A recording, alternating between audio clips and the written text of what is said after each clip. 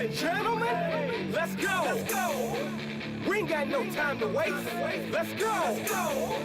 You are now listening to Jason Anderson, and you are in the zone. The Zone is presented by Guaranteed Foods, delivering all natural food to Midwestern families since 1958. Enjoy healthier food, more free time, free delivery, and better value. Go to GuaranteedFoods.com.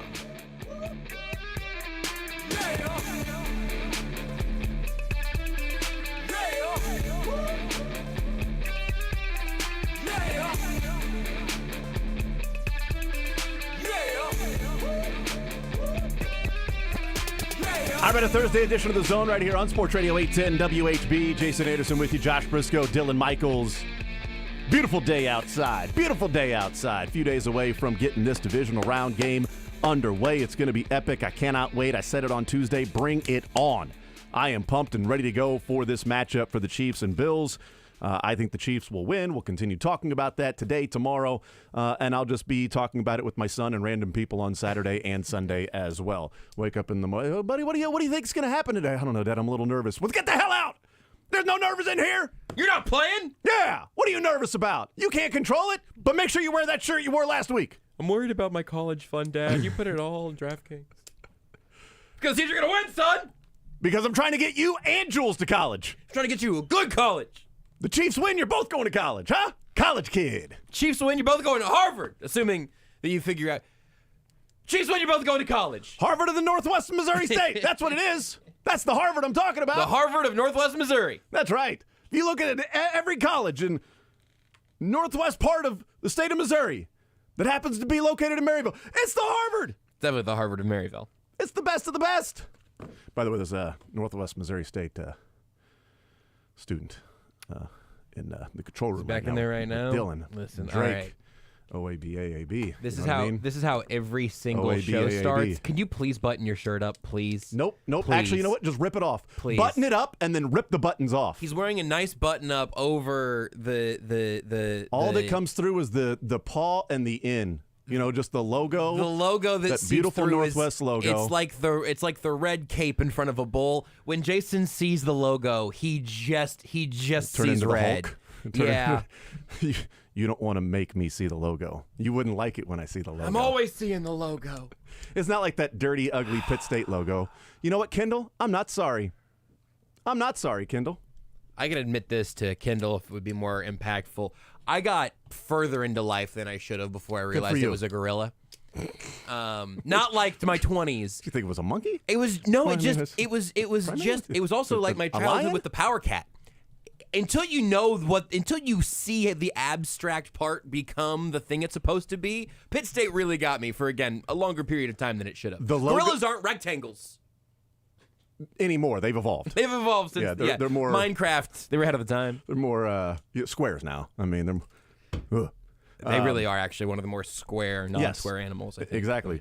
The logos will start to blend together. You're right. My son got a Kentucky shirt at Christmas, but their new logo looks eerily similar to K-State's Wildcat logo. But it's a blue, not a purple. But Is it actually? I don't think I've seen this. But when he wears it around here, nobody's going to know that's Kentucky's new logo. I didn't know They're going to think that's look at that. Right? They use it from time to time. It's I like had seen this and did not know it was Kentucky. Yeah. So if my son wears that shirt, and it's like, people are going to think he's a K-State fan, which is whatever.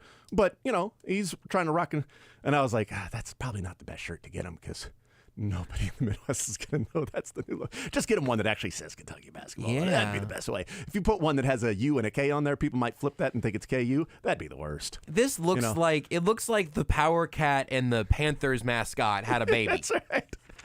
That's the logo. And I'm not they sure. Birthed. They brought to life.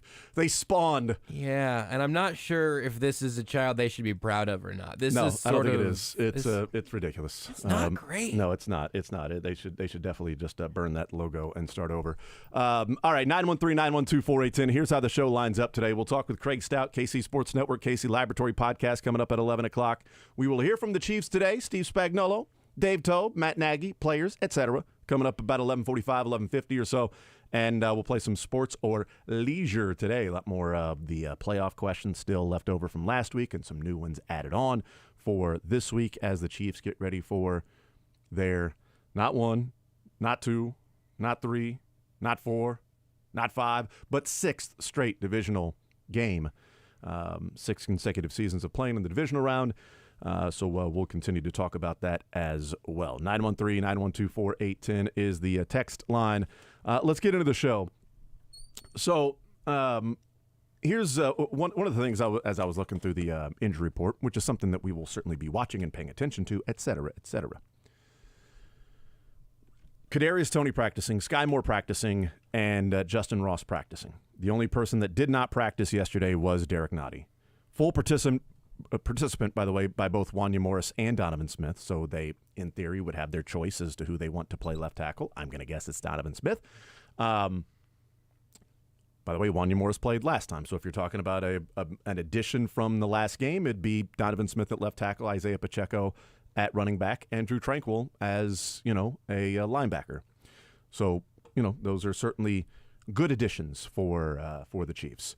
And maybe a subtraction could be Derek Nottie. Mm-hmm. And Jerick McKinnon would be subtractions. But Kadarius Toney obviously played in that game. That might be addition by subtraction. Who knows? But Justin Ross and Sky Moore. And one of the things I was looking at last night, I'm like, Gabe Davis isn't in there, and just sort of looking, I'm like, the Chiefs, their injury report from yesterday, Toney and Ross. I'm like, my immediate reaction is, man, no thank you.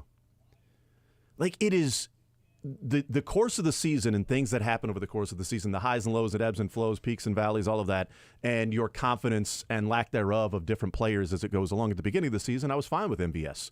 Mm-hmm. Even in that Buffalo game, MVS had a couple of big catches. He had a 15-yard catch, another, catch in the game. It was fine. Of course, he had a miscommunication with Patrick Mahomes in the third quarter. That's happened all year. But coming out of that game, it was frustration with Kadarius Toney. Coming out of most games, it was frustration with Kadarius Toney. And as the season goes along, like the beginning of the year, it's like, no, they need Toney. They need Toney. You got to have Toney out there. They need Toney. Tony's healthy. It sucks against Detroit. It's not something he's not a guy that drops the ball. It's not really him. He's not a guy that drops the ball. You need those big plays. Chiefs are devoid and lacking of playmakers, and you need those guys that can make big plays, that can break some big plays. He just had that huge punt return in the Super Bowl, all right? He didn't play in the preseason, but he's getting back acclimated. And Andy Reid, it was my fault putting him in that position, making him wide open. It's my bad for putting him wide open on the field. But now I'm looking at this, and I'm like, over the course of the season, no thank you to Kadarius Toney, no thank you to Justin Ross. And I know people, I love Justin Ross. He's the next Jerry Rice. Ross Geller. And no thank you to Sky Moore in this one. I would be perfectly fine if the Chiefs just simply went the rest of the way with the wide receiver group they have and just said, these are our guys. My guys are on the floor. Little Hoosiers action. My wide receivers are out there. These are the guys we have. You guys are there available in case somebody goes down. But right now, these are the receivers that we're going to battle with, we're going the divisional round with. The only slight change that I may make is more Richie James in the offense, and that means Kadarius Toney returning punts. Mm-hmm. That's the only slight change I may make. But if Kadarius Toney's inactive, I'm perfectly fine with that, because what you run into if you're the Chiefs coaching staff, if he plays, you have to be right. Yep. You have to be right. It's not zero-sum. Like, he has to be a net positive in this game if he plays. Because reps that he takes away from somebody else, even if it was McCole Hardman, you'd be like, well, I know McCole Hardman, but McCole Hardman at least was able to take the top off the defense. Toney isn't doing that. And, yeah, you set up a specific play for him, and he picked up 2 yards. Awesome, cool. I don't know. Does that set up something later on? He can't drop a pass, fumble the football, be on the wrong page with Patrick Mahomes when the ball goes his way. He's got to play perfect football. Pick up a block down the field or something like that if he were to play. That's the risk you run into. Is the juice worth the squeeze? And what we've seen this year is that the two most impactful receivers for the Chiefs this year have been Rashee Rice and Kadarius Toney for vastly different reasons. And so to me, maybe it's a more conservative approach because I think the Chiefs are the better team. that I don't think the Chiefs go into this game, Josh, and go, we got to have some plays here or there. We got to have a game breaker, bust one open, and figure it out that way because we're a little behind the eight ball. We are throwing the kitchen sink here, and if that means setting up some crazy cool gadget plays for Kadarius Toney, then that's what we're going to have to do. I think they're the better team. I don't think they have to do that. I think the Bills may have to do that, but the Chiefs don't have to do that in this game. I think that's right because at the halfway point of you kind of laying all that out, I had the thought, this is not a good football thought. This is just where we're at. I had the thought of oh, yes, maybe if you activate him in the second half, if you're down 14, you just say, bleep it. We'll go ahead and give the ball to Kadarius Toney. And that sucks. That's not how coaches are thinking. No. That's not how players are thinking. That's not how any of us should be thinking. And it's also that's not even an accurate way of thinking about Kadarius Toney this year because it's not like he's been one tremendous play and then one terrible play back to back and you're flipping a coin every time. He's negated plays he wasn't really involved in, and he has made a pretty small number of positive, impactful plays. And yeah, I can't quit him. I know you can't. You know I can't. You know I can't. That's why I wanted to ask and bring it up with you specifically because there's more of quit in McCole Hardman from me after last week's amazing effort. Right. But I'm more of a guy that's you know what, I'll take McCole Hardman over MVS, and that even includes last week's sometimes lack there of effort. I certainly want McCole Hardman. I don't want Kadarius Toney taking reps from McCole Hardman, and that's a different spot that I thought I'd ever be in. Even with me saying McCole Hardman has become underrated last year, right? Not after the game against Miami. There's no defending on those three attempts and those three passes when all three of those he was open. And I think the middle ground for me might be going back to what Andy Reid said when he was asked about Ross and Toney both, I think, last week. Or maybe it was just what would their roles be, or what would Toney's role be going into the Dolphins game if he was active. And Andy Reid said, may have been more than one word, but the only word I remember was limited. Yeah. If Kadarius Toney is active, returning punts, you have Richie James doing the real wide receiver stuff that you need an adult to do that you can count on. That's just then that's what you can allow the rest of the guys who have proven that they at least might not get in your way to do. And then if you want to try to have Kadarius Toney take a couple Jerick McKinnon snaps, right? I don't think, I could be wrong, I don't think we have seen him have a negative play in the super gadgety stuff, in the bit roll stuff. I'm sure there's an example of at least something not going ideally because he hasn't had a clean game all year, it doesn't feel like. But if he's in the backfield because you simply do not have a third running back who you trust, if you say, hey, it's LaMichael Pirine or Kadarius Toney getting this handoff, I'd be interested in seeing Kadarius Toney take that handoff. I don't think he's particularly more prone to fumbling than LaMichael Pirine is, right? Agreed. But that is me trying to do what I think the Chiefs have probably had to admit they need to do with Kadarius Toney, which is how can you maximize the opportunities for a big play without asking him to do things he has shown you this year he cannot be trusted to do.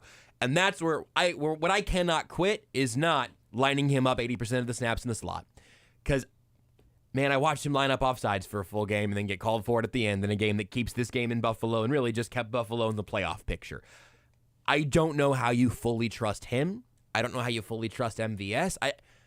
It makes this an absolute high-wire act of a season for Mahomes. We've talked about that plenty of times, and rightfully so.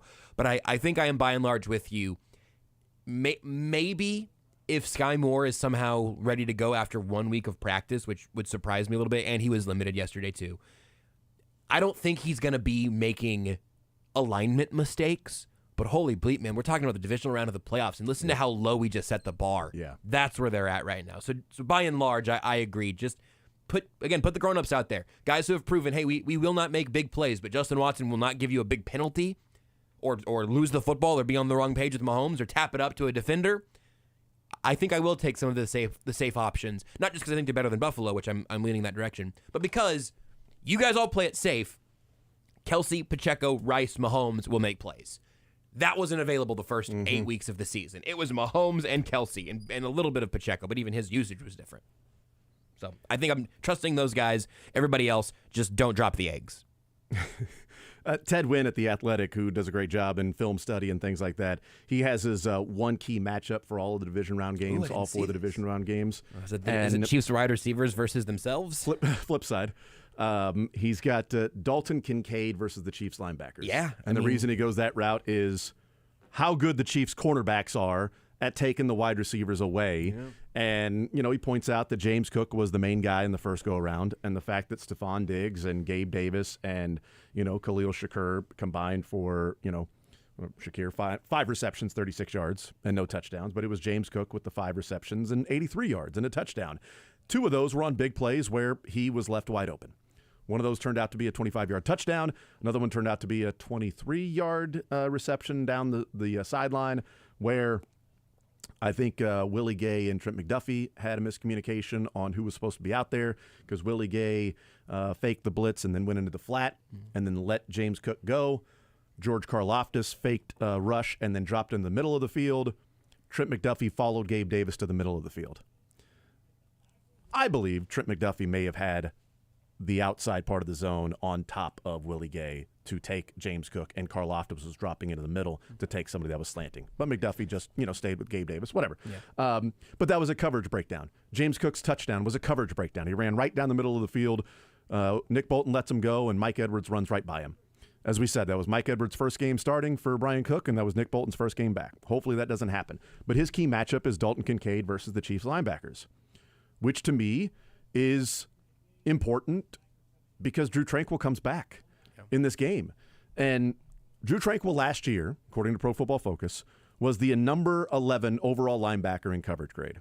He's number 30 this year, so he's dropped a little bit of qualifying, at least 20% of the overall snaps of a defense. If I, go a little bit more, he might, move up there a little bit higher. But he was number 11.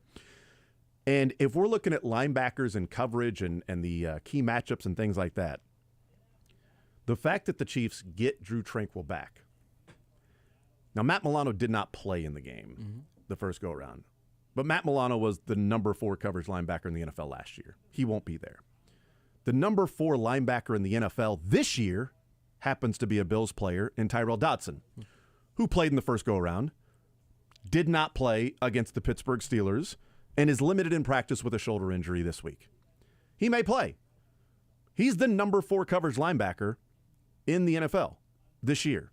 So to show like how what people think of Drew Tranquill, Drew Tranquill was number 11 last year. This guy's number 4, and he may not play. And they may be without Terrell Bernard.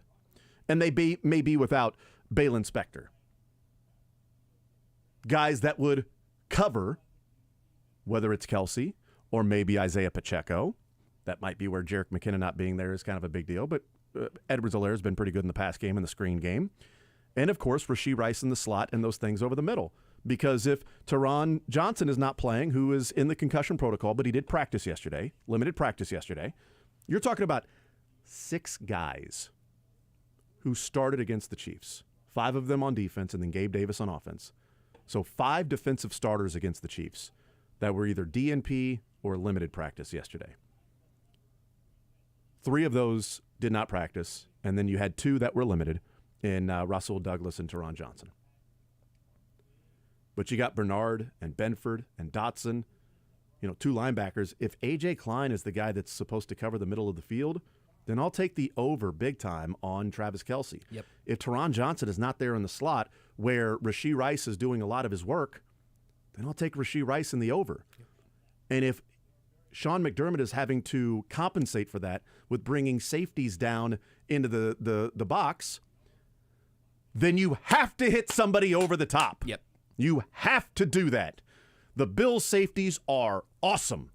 They are good. Hyde and Poyer are 2 of the best safety combinations in the NFL. Or one of the best safety combinations in the NFL. You get it. There's probably somebody out there that top 2, who knows? But to me, if they're limited in a number of guys, that's where Sean McDermott is going to try to use the advantage of, I've got to rely on these guys, which means I might have Kyer Elam on Mecole Hardman on the outside. Yep. I might have Kyer Elam or Dane Jackson one-on-one with MVS on the outside. Mahomes is going to take that shot. You have to. And if he does, by God, you got to connect. You got to connect. And if he's not going to bring those guys down, if he's going to keep, everything in front, fabulous, then Pacheco and the offensive line have to eat. Yep. They have to get to the second level and go up against those linebackers and the cornerbacks and things like that. And maybe that makes them better on the edge in, running the ball. I don't think the Chiefs have a running back to get to the edge in their speed. Unless Kadarius Toney plays. I don't think the Chiefs have a running back that can get to the edge. Unless Kadarius Toney plays. I don't think the Chiefs have a running back or wide receiver. Maybe McCole Hardman. I think he just changes positions. McCole Hardman on the little end around. Kadarius Toney is motion. an OW now. Remember Dexter McCluster? Offensive weapon. Yeah, that's right. He is an offensive weapon. Sometimes he's a defensive weapon, too. He's a self-inflicted offensive weapon at times. I think he's a punt return weapon. Yeah, for sure. I love Kadarius Toney as a punt returner. He's tough, physical. It might be hard. To your point, though, it might be Hardman getting to the edges because you're right. Not having making instincts. On those reverses and things like that and motions right down the line of scrimmage. It could be some of those things. Or a quick pass out to the outside to Rashee Rice. Who's basically a running back at that point. I mean, that works. Yeah, I mean, some of those things. Or the fake that and hit it over the top. Still waiting for that to take place. Of the Travis Kelce and the offensive line going out there and Kelce showing, and then whoever was going to block in front of him just runs right down the field, and hopefully you hit that over the top. If the Chiefs get a couple of those plays, they win the game. Because one of the things that has bothered them this year is negative plays that have been costing them drives. And if you can get a couple of those big plays that are chunk plays that, eliminate the opportunity of a negative play to cost you a drive, that even gets you into field goal range, that Rashee Rice long pass on 3rd and 15 or something, that got them into field goal range. They kicked a field goal. Obviously, that doesn't happen. They punt. They may still win 23-7 against the Miami Dolphins, but it could be a huge factor in this one against the Bills. I love the Chiefs offense versus Bills defense matchup for so many reasons, and you went into a bunch of them there because I do think in a lot of, and I do still want to talk about Dalton Kincaid at some point because I have to. People make Travis Kelce, they make irresponsible Travis Kelce comps all the time, but in little glimpses I kind of see it from Dalton Kincaid in a way that kind of like stresses me out a little bit. He's fun, but to that point, we could talk about that side of the ball forever. If the Bills don't have the guys, you are talking about compensating somewhere. You are going to have to make the choice as Sean McDermott to put your chips in at some depth, at some position group, at some level of depth on the field. There's no way to just lay it all out flat and then play football that way. The Niners can do that a little bit, and the Ravens have been able to do that to some extent, although that's also partially scheme. But I do think, much like we talked ourselves into last week with the Dolphins, I just think there are good matchups here. I think the Chiefs have better answers than the Bills have to a lot of the same questions. I think all of those injuries compounding do eventually have that effect where you say, hey, that's fine. If you want to key, and again, it's about being multiple in the number of weapons you have. You want to key in on Travis Kelce, or you want to just key in on the intermediate passing game and see if you can get Kelce and Rashee Rice there. That might be what I would do, honestly, from McDermott's standpoint, and say, okay, beat us over the top. We will play that way, and we will make you hit an MVS deep ball. Because they've been there many times this year, and they've been hit very few times this year. This is just not something that you've been able to pull off. So go ahead and do it on the road, in Buffalo, hostile environment, playoff game when you got to have it. Maybe you get 2 of those shots in this game. Can you hit one of them? If you hit one of them, that may be enough to change how the Bills defend you and to change the course of the game. But if they have to respect the deep ball, everything underneath, and all of the Isaiah Pacheco stuff is all right there for this offense. I've doubted the Chiefs offense in its final form all year. If we're talking about Chiefs-Ravens next week, I do not think I will go through the same logic that I've gone to these first 2 weeks of the playoffs. But right now, I really do like the Chiefs' answers here. And if the season comes down to a deep ball to MVS, that'll feel right either way. That's right. And remember, there was a little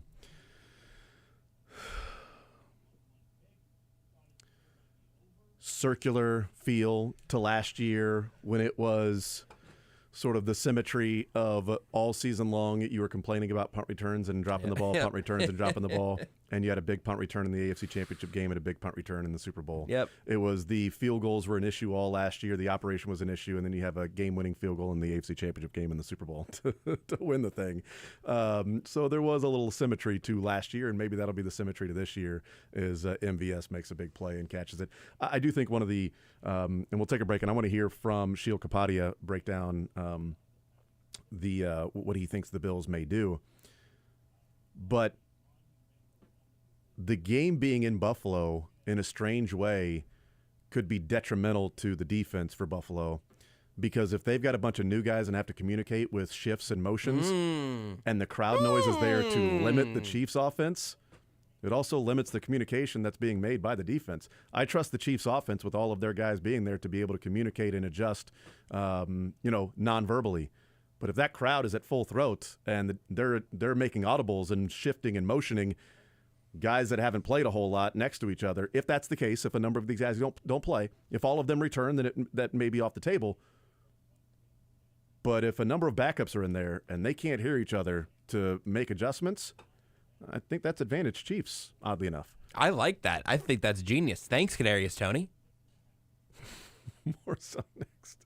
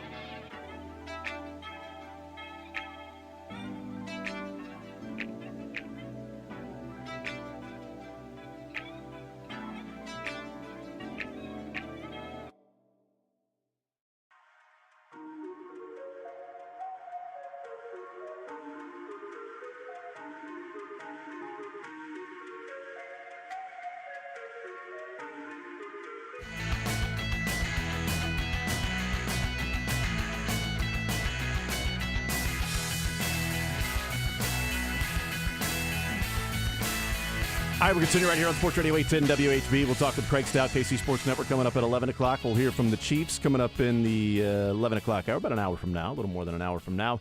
Let's hear from Sheil Kapadia, who does a great job in the podcast. He was with Mina Kimes, right? Yes, it was on the Mina Kimes show featuring Lenny, featuring Sheil Kapadia. That's right. And he weighed in. They were talking about this matchup, obviously, and he weighed in on what he thinks the Bills' defense can do against the Chiefs. Yeah, and I think it will determine how Sean McDermott wants to play this game. I mean, I think in his perfect world, if he had his guys, like, remember, he took over the play calling from Leslie Frazier. Like, it was for moments like this in the playoffs. I mean, their defense has not performed in the playoffs. So I think games like this, he felt like, I can come up with a creative game plan. I can come up with wrinkles and call them at the right time against the elite quarterbacks in the NFL. Like, I really think that move was about games like this. But now you look at it, and it's like that was such a costly win for them against Pittsburgh. They just lost so many guys in the second half there that now I almost wonder if McDermott just comes into this game and says, you know what, let's just make the Chiefs earn it. Let's play that defense that I personally hate, that has taken over the league with two high safeties and force them to move up. This isn't the defense I grew up with, but I think this might be the right time to play it because that Chiefs offense has shown us time and again, like can they string together 8 or 9 plays without Jawan Taylor getting a penalty, without Marquez Valdez-Scantling dropping the football, without somebody else, reading the coverage differently than Patrick Mahomes. Like, they've just made those mistakes over and over and over again that I do feel like if the Bills go into this shorthanded, it's sort of like vanilla, basic game plan. Let's not get beat over the top, and let's see what happens here. Let's see if our front four can get home. Gregory Rousseau, those guys against some of those Chiefs offensive tackles, because I just don't know that he's going to be willing to be creative with, disguising coverages and blitzes when these are, so it's like linebacker and corner. I mean, they are decimated. We're not talking about like the third guy. I mean, they could potentially be on guys like 5 and 6 in this game. So I don't know. That was one thought I had. Again, we don't know who's going to play, but if they are shorthanded, I wonder if that's the approach. So she, as he's talking about how much do they disguise and shorthanded, I thought it was interesting do you just simply, quote, make them earn it? Mm-hmm. Go 8, 9, 10 play drives, 12 play drives to be able to score, put points on the board. And, using more plays is a possibility for a fumble, a penalty, a negative play, a dropped pass, things that we have seen this team, interception, turnovers and drop passes and penalties. The more, plays that you have on a drive, the better chance of those things happening, certainly. I don't know what he will do if he's got a lot of injuries. He may just simply say that, Poyer and Hyde play too deep and make sure that if they have to go 6, 7, 8 yards, okay, well, maybe we'll get a holding penalty because our front four might be able to put pressure on Patrick Mahomes. And we might do that against that offensive line. The last 2 games where the starters have played, Josh, he said, 8, 9, 10 play drives, 8 play drives, just 8 play scoring drives. So total scoring drives, if you eliminate the end of half. So the Chiefs had a scoring drive at the end of half against the Bengals for a field goal and a scoring drive at the end of half against the Dolphins for a field goal. Eliminate those. The Chiefs had 11 scoring drives in these last 2 games. 7 of the 11 were 8 or more plays, were 8 play drives. 8 seems like a round number. If I wanted to really skew it, I could go 7, 7 play drives, because 9 of the 11. So there were 2 more 7 play drives that resulted in scores for the Chiefs. So 9 of their 11 scoring drives had at least 7 plays. 7 of the 11 had 8 play drives. They had a 9 play drive, they had a 10 play drive, a 12 play drive, a 13 play drive, and a 14 play drive. Against the Dolphins alone. All 5 of the drives against the Dolphins that scored that were non-end of half drives were at least 9 plays. And 4 of the 5 were 10 or more play drives because they didn't turn it over. The drop passes ended a drive with Travis Kelce, but they were already in field goal range, so it ended up being a scoring drive anyway. It just may have cost them 4 points. The Bengals, not so much, but the last couple of games, they've at least proved that if they have to go at least 7 plays against the Bengals and against the Dolphins, they were able to do that. Can they do that 3 games in a row where the question is, can the Bills go back-to-back games without turning the ball over like they did against the Steelers. And it's a bad strategy for shutting the Chiefs out, as you have sort of painted this picture of. But when you look at let's not even say the entirety of the season. Let's pick it up at Rashee Rice, real second passing weapon. From that point on, how consistently will the Chiefs get in their own way? And is that little resurgence, specifically against Miami, because that's a playoff game where everything is in front of you, right? Is that a real resurgence? Is that a changing of the stripes? Is that something the Chiefs can repeat? And then really, how many times do they have to get in their own way for Buffalo to say, all right, cool, no, 23 points, we'll score 24. That if we can say three touchdown drives and a field goal, if that's all we have to get as an offense, we can go to the AFC Championship game playing football that way. Because I do think the Chiefs have shown they can put some of those drives together. Can they put enough of those drives together, and then how does it end? Yeah. Does it end with a ticky-tack block in the back call that turns 7 into 3? Or does it end with Patrick Mahomes throwing a bad ball in the end zone that turns 7 into 0 going the other direction? All of that variance, just trying to figure out what the best strategy is for keeping things in front of you and what the Chiefs have shown you this year is so interesting to me, because the throughout sports, the thing that happens most recently, it's not just like a recency bias thing. It actually is the most impactful because it is the thing that has gone through the most change. It's the most recent version of an offense, a scheme, a player's development. But I don't know if I think they can do that 2 playoff games in a row. Yeah. 3 playoff games in a row. 4 playoff games in a row. I really don't know the answer to that. And so I end up in that space of thinking, I'll keep testing that theory. Go ahead and keep those double-digit drives going. And if you lose to the Chiefs putting together double-digit play drives and they end in touchdowns, and you can't get the stop in the red zone either, you lost to a better team that day. Mm-hmm. But if you can get them to give you the football back or to leave points on the board, shorthanded like this, I think it's a really interesting thought process from Sheil, and it's mandatory context that is not what happened to the Chiefs against Miami and against Cincinnati, which just makes this game all the more interesting to me. And a couple of things where you're saying, do the trends continue? And not even a trend on the Bills side, but do the trends continue? Can the Chiefs have longer play drives that result in points and not have negative plays that cost them points overall, and sometimes 4 points? And can the Bills not turn the ball over? Because if you're relying and saying we're going to make them drive, and if they're kicking field goals, they're kicking field goals, but you're also then on the flip side saying we're not going to turn the ball over to give up short, field. Because if they only have to go 5 plays and score, well, then now they don't have to do an 8 and 10 and 11 play drive. Those 8 and 10 and 11 play drives are when they start at their own 25 or 30 yard line. Yes, or inside their own 5. Right. Yeah. Depending on when the punts get fielded. Well, sometimes you field them, sometimes you don't. Alm enjoys field punts. Mounds don't. I guess I prefer mounds then. I don't know, but God, I think this game is so interesting, and if the Chiefs win the turnover battle, then you feel great, right? Feel really good. You feel amazing. But also, they could lose the turnover battle 3-0, and this could be a miserable upcoming week. I really don't know what the variance of outcomes in this game could be. It feels like it could be literally anything. We'll take a timeout. We'll come back, continue rolling, and we'll watch some film and throw some horns down maybe coming up next. Oh, boy.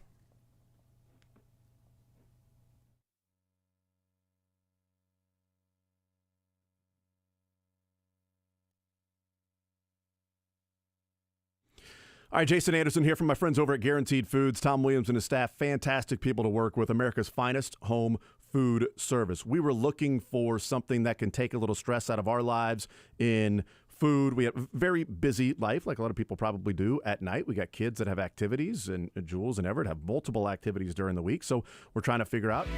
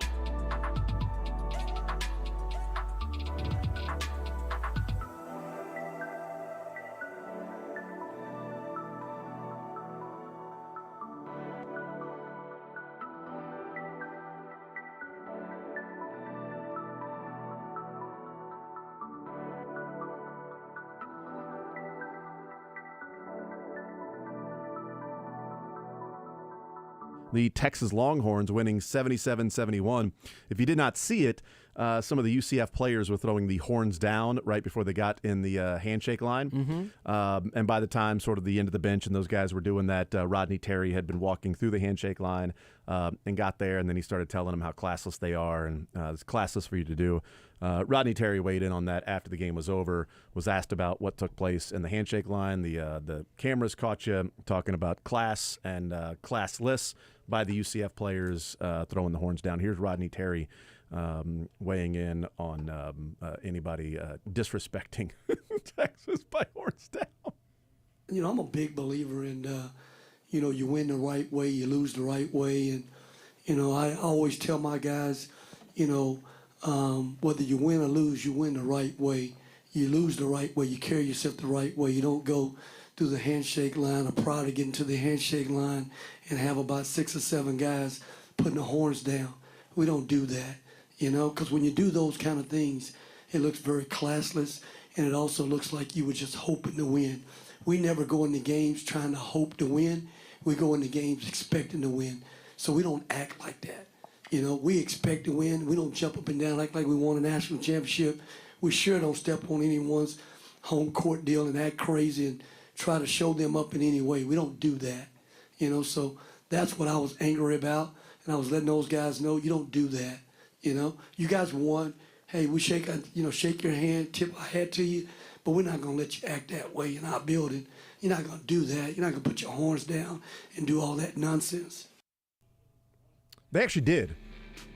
You're not going to let them, but they did. They did actually do that. Listen, I think that's good stuff there from Johnny Dawkins. I imagine that was who that was, right? Look, you are not going to put the horns down stuff. Not at us. And we win with class, okay?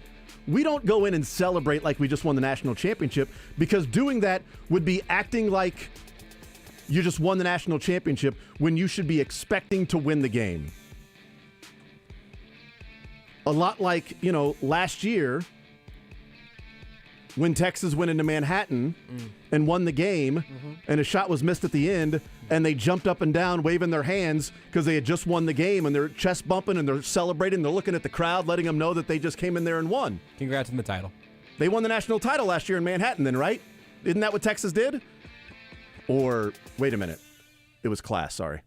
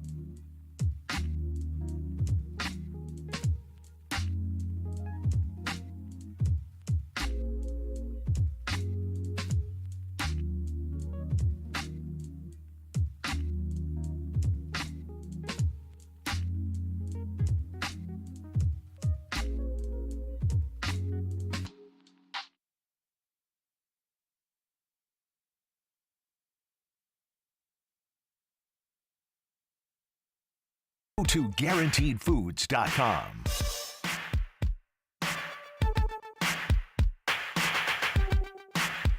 All right, we continue right here on Sports Radio 810 WHB. Jason Anderson with you, Josh Brisco, Dylan Michaels. We had up until 2 o'clock. Coming up later on this hour, we will hear from the Kansas City Chiefs. Right now, let's hear from Craig Stout, KC Sports Network, KC Laboratory Podcast. Craig, welcome to the show. How are you, sir?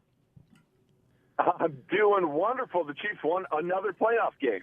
All my children know is playoff success, which is a stark contrast to how I spent the first 35 years of my life, basically. Yeah, my son knows 2 playoff losses in his life. It would be the Tampa Bay Buccaneers Super Bowl and then the Cincinnati Bengals AFC Championship game loss. That's what he knows. I'm not sure that he's crazy. prepared We're for. so spoiled. Yeah, he's not prepared for life after Patrick Mahomes, and he would have no idea what life before Patrick Mahomes was like. But they get the win. We're all spoiled, by the way. I mean, right now with what we're watching, but we can at least appreciate it, knowing what life was like before that. But they win versus Miami. They get the 19-point win. What did you like about the different things you saw in that victory before we look ahead to the matchup with the Bills, how they played, what they did on the field? What were things that you took away that you liked about what you saw? I really liked, what Steve Spagnuolo did. I think there were some questions about, because he had so much regular season success, we're so used to Steve Spagnuolo maybe starting slow in the regular season, getting to the playoffs, really turning it on, unveiling some of the, different elements of his defense that he had been keeping under wraps for most of the year. I wasn't sure that we were going to see that big step up this year in the playoffs because they were so good in the regular season, and it was still there. Like, they were throwing all kinds of exotic looks with their safety rotations, having 2 down linemen with, a couple of linebackers, extra safeties on the field, just really confusing Tua like crazy. Like, he didn't know where things were, and he's a quarterback that if you change the picture on him post-snap, it makes it very difficult on him, and that's what we saw. So Steve Spagnuolo came out with a wonderful game plan yet again. I know I've talked a lot about this, but, the whole pulling Nick Bolton off the field on the 3rd drive of the game, getting Drew Tranquill in there, getting Nick Bolton on the sideline and kind of giving him some, coaching adjustments and stuff like that and having him take it to the field has resulted in 0.7 points per drive after they've done that with Nick Bolton. Wow. They had a game plan installed for this game, end up with 0.63 points per drive in this game against the Dolphins. I just think that they are on a different level. What they're doing with Nick Bolton, what they're doing with those linebackers, what Steve Spagnuolo is just doing in general, and obviously that secondary is so elite. This is a legitimately great playoff defense. So I was just really, really excited to see it continue on that upward arc last week. And there were so many players that you could look at and go, you know what, this guy had the best game out of everybody on defense. Mm-hmm. And, I mean, you can just start, naming different guys and make a really good case for, Nick Bolton played a great game, not a good game. Nick Bolton played a great game. Chris Jones was good. Karlaftis with the multiple sacks. Amenahu, pushing the pocket back into Tua. Obviously, L'Jarius Sneed and Trent McDuffie and what those guys did on the back end. You just start going down the line of different guys that played really well in that game. It wasn't just one guy that was like, man, Chris Jones was a game wrecker, and that's why they won that game. Justin Houston had and I know he played in that game, but back in the day, Justin Houston was amazing, and he had 3 sacks in the game, and he was the difference there, and he and Dee Ford. It was across the board in all 3 levels of the defense where you had somebody that just played really, really well. Is that they had a great game, and maybe whether they were more mentally focused, that maybe in that weather the defense is maybe, I don't know, maybe a little more psyched up, especially against an offense that's more of a not necessarily a physical style offense where the Chiefs want to play a physical style defense. Was it part of that, or is this it's the playoffs now? You take that next step forward. It's that urgency. It's the 3rd season, preseason to regular season to postseason, that this is an expected level of how this Chiefs defense can play on Sunday and then beyond if they get past the Bills. Yeah, I think it's the latter there. And not to say that, they weren't ready. They weren't locked in, but it was just a different level. Like, again, it felt like Steve Spagnuolo, turned the page on the playbook. Yet again, after basically doing it all season long and having such a great defense, he turned another page in the playbook and went, okay, now the real fun starts. Yeah, and we saw that. I think you see that level of fun happening on defense. Well, Jarius Sneed is having the time of his life out there. I loved the mic'd up video that the Chiefs put out this week. I thought that was just excellent. The way his confidence is sky high, and it should be. I know we've talked about it plenty on this show, you and I. He deserves to be an All-Pro. It is absolutely insane that he wasn't an All-Pro for this defense. But when we see this time and time again, that they just elevate to the next level, I really do truly believe that they treat it as the third season. Like you said, like, okay, we're ramping up, we're continuing to ramp, Now let's peak here when we get to the playoffs. And we are now seeing that for however many years in a row now. I believe this is year 4 or 5 under Steve Spagnuolo, that we are seeing that ramp up occur. And I just think that it is translatable every single year, and we can now expect a level of excellence in the postseason that even exceeds when they're in the regular season. So and it's everybody.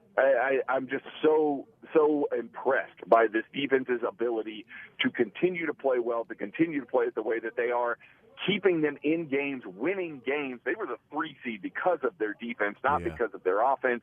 So, I mean, it's just really fun to watch that translate into playoffs when the rest of the elite defenses that played last weekend, obviously Baltimore didn't play and the Niners didn't play, but the rest of the elite defenses just got shelled. They absolutely did not translate to postseason success. So to see Spagnuolo do that is just a testament to what he does. Yeah, I'll push back a little bit. They are the 3 seed kind of from their offense too. So just different. I mean, from the positive way, I know. They're the 3 seed because of their defense. They're the 3 seeds because of their defense, and they're also the 3 seed because of their offense. You're not wrong. Craig Stout is our guest. Drew Tranquill did not play in the previous game against the Bills. What kind of a difference maker can he be in this game? What kind of impact do you think he can have? Or I'll just say the importance of, even if he's not an impact player, but the importance of maybe having him on the field against this Bills team. I think it matters immensely. You know, if they get into a scenario where Buffalo comes out, tries a whole bunch of new stuff, like maybe unscouted looks, things like that. That's why the Chiefs were doing that with Nick Bolton during the year. Teams pulling out all the stops, unscouted looks and stuff like that. If the Buffalo Bills come out with a bunch of unscouted looks, they have the comfortability to stick him on the field and make that adjustment in game with Nick Bolton. That alone is worth whatever it is. And then he's starting to see the field a little bit more with Nick Bolton. He's starting to be out there in the nickel with Bolton. And I really do truly believe those are their 2 best linebackers. Not that Leo Chenal or Willie Gay Jr. are bad ones. It's just those are the best ones that they can field right now. And against a guy like Josh Allen that is so hard to bring down, James Cook that is so hard to bring down, they love using their tight ends in the passing game. This feels like a Drew Tranquill game, a game that can feature him in some of those matchups. I could see, last week with the Dolphins' exotic run game, you want Leo Chenal being able to line up in the B gap on the line of scrimmage. That confuses protections, that makes things more difficult. With the Buffalo Bills, it's a little more straightforward. Get a guy like Drew Tranquill that's going to read it right, that's going to plug the hole, that's going to be there, and be the guy to bring somebody down. I really do truly think that Drew Tranquill is going to play a little bit more this week and be able to make an impact. It just feels like the right fit, and they sorely missed him the first time around when these 2 teams played. Visiting with Craig Stout, kcsn.substack.com, the KC Laboratory Podcast. I was going to talk about Sneed, but we already covered that because it is criminal that he is not an all-pro player. I want to move over to the offense now and get your thoughts on what we saw from them against Miami. And I want to even go back to the Bengals game. I've been tracking all year the big plays or lack thereof, any play, whether it's a run or a pass of 20 or more yards, those chunk plays that the Chiefs had a lot with Tyreek Hill and didn't have a whole lot, last year, but still the number 1 offense. And they have been really struggling with that this year. So the most they have had in a game of 20 or more yards of a big play is 6 in one game. And that was heading into the Bengals game. And against the Bengals, they had 6. So they matched their season high. And against Miami, they had 7. So the last 2 weeks, they have had the most and now the most. big plays of the season. That's 13 plays. Is there something to that, to when we hear these different reports of they're going to, dumb down the offense. They're going to, make the playbook a little bit easier. They're going to take all of these different things out and just have the guys play faster and smarter and all of that stuff. Is there something to that, or is there a different way maybe they're utilizing guys? Because here are the 13 big plays. They are the names that you would expect.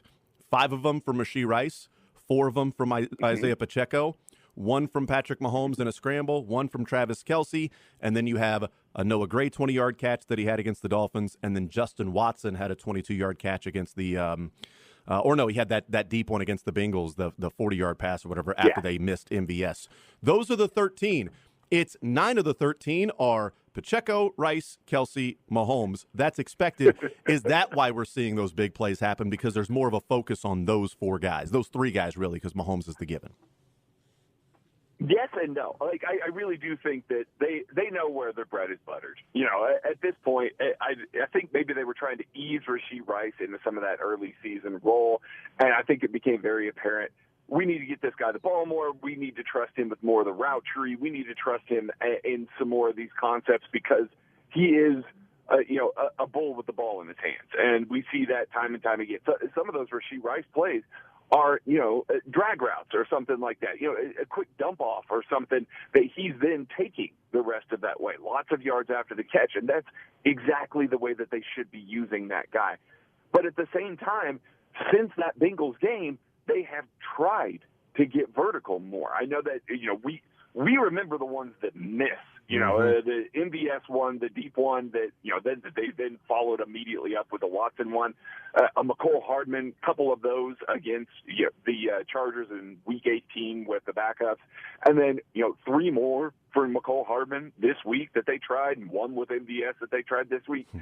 I know those aren't connecting, and they need to really make a defense respect them. But you see defensive coordinators constantly trying to make sure that they don't allow the big play. Vic Fangio revolutionized defense for a couple of years, back 3-4 years ago, simply because he was not allowing the big play against big play offenses at the time. And they are so terrified of getting beat over the top that even when those don't hit, it still scares defensive coordinators. Now, again, they need to hit on one to really, truly make them respect it, but it makes them keep things in the back of their mind. So you kick a safety out of the box.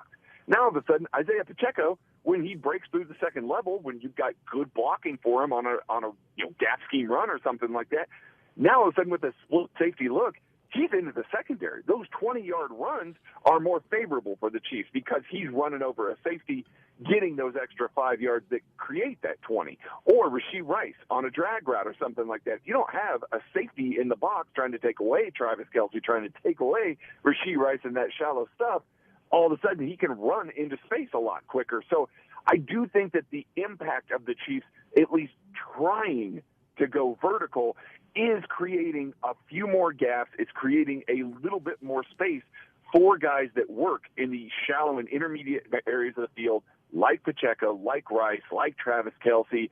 And I think that if they just it's why they got to keep firing on him. Even though McCole is quitting on these things and not, putting in some of the effort that we'd like, they got to keep firing on him because you hit one of them, now all of a sudden Sean McDermott, for the Bills this weekend is going, crap, we got to play 2 deep safeties for the rest of the game. Looking forward, if it is, the Baltimore Ravens, they're looking at that going, we can't play single high against these guys. We got to make sure that we keep a lid on this. That opens everything up. Travis Kelce opens up a lot more and can create more after the catch, and it helps him be more effective. I think that that's really what we're seeing and why we're seeing so much of the explosive plays all of a sudden, and it's entirely tied to the fact that they're letting it ride, letting it fly a little bit more downfield. Yeah, it's a good news, bad news. Good news, those are finally available where they haven't been for a while. Bad news, you're not connecting on them. But, right. I mean, at least you can't have the second part if you don't have the first part. And so hopefully that second part will match up this weekend. It will be huge. You hit one of those and could be the difference in the game, winning or losing, and they're there. The frustrating part is that they're just not connecting on them. They did against the Bengals with Justin Watson. And also I should point out, of those 13 plays of 20 or more yards, they came on a combined 11 drives. So there were a couple of drives where there were two different plays like that. 45 of the 51 points they scored against the Bengals and Dolphins came on drives that had one of those big plays. So just something to keep in mind that when they're getting those hey, turns out you get chunk plays, you probably score, especially with Harrison Butker as a kicker. Right, for sure. But on top of all of that, like, this Chiefs team shoots themselves in the foot a lot. Lots of penalties, lots of, missed chances. They get behind the sticks a lot more than we've seen previous Chiefs teams. So that makes all the sense in the world because you're rarely seeing a 3rd and 20. So if you're uncorking one of those 20-yard plays and it's on a 3rd and 15 or, a 3rd and 17 or something like that, that is backbreaking for the defense. That shifts everything fully over to the Chiefs offense. It gives them, that needle moves significantly. So that's what we've been missing in this Chiefs offense. That's what we've been missing all year long as fans while we're watching. There's not been that level of, they can recover from those mistakes. And now all of a sudden having some of those over the past 2 games that the starters played makes all the difference in the world. Why all of a sudden it looks better on offense and they're sustaining drive. Yeah, the comments from Zaire Franklin this week when he's one of the best linebackers in the league for the Indianapolis Colts, and they get beat by the Houston Texans in that final week, and he was talking about just a 3rd and long, and all of a sudden C.J. Stroud makes a throw, and you're just like, what? Like, just look over and you're like, really, man? Yeah. Really? And then I can't remember who he said, which wide receiver looked at him and was like, yeah, he's like that. And it's just like, what the hell? Like, who did this or who did that? Who was the reason why? And now you got to go in 1st down and 10. Now you got to go do it again. And he just talked about how backbreaking it was. He was talking about it from the standpoint of C.J. Stroud, but it's translatable to every quarterback in the NFL and every defense in the NFL. When you get those 3rd and longs, you're expected to get off the field, and all of a sudden some crazy plays happens, or there's a secondary play like we see with the Chiefs all the time. A play breaks down or whatever. Those things are debilitating to a defense that's already sort of debilitated with the Buffalo Bills with injuries. So we'll see what happens with that. Kadarius Toney, Justin Ross, and Sky Moore are practicing with the Chiefs. Would you want any of them out there, or just stay with what they have the last few weeks that they've been running out there at the wide receiver spot?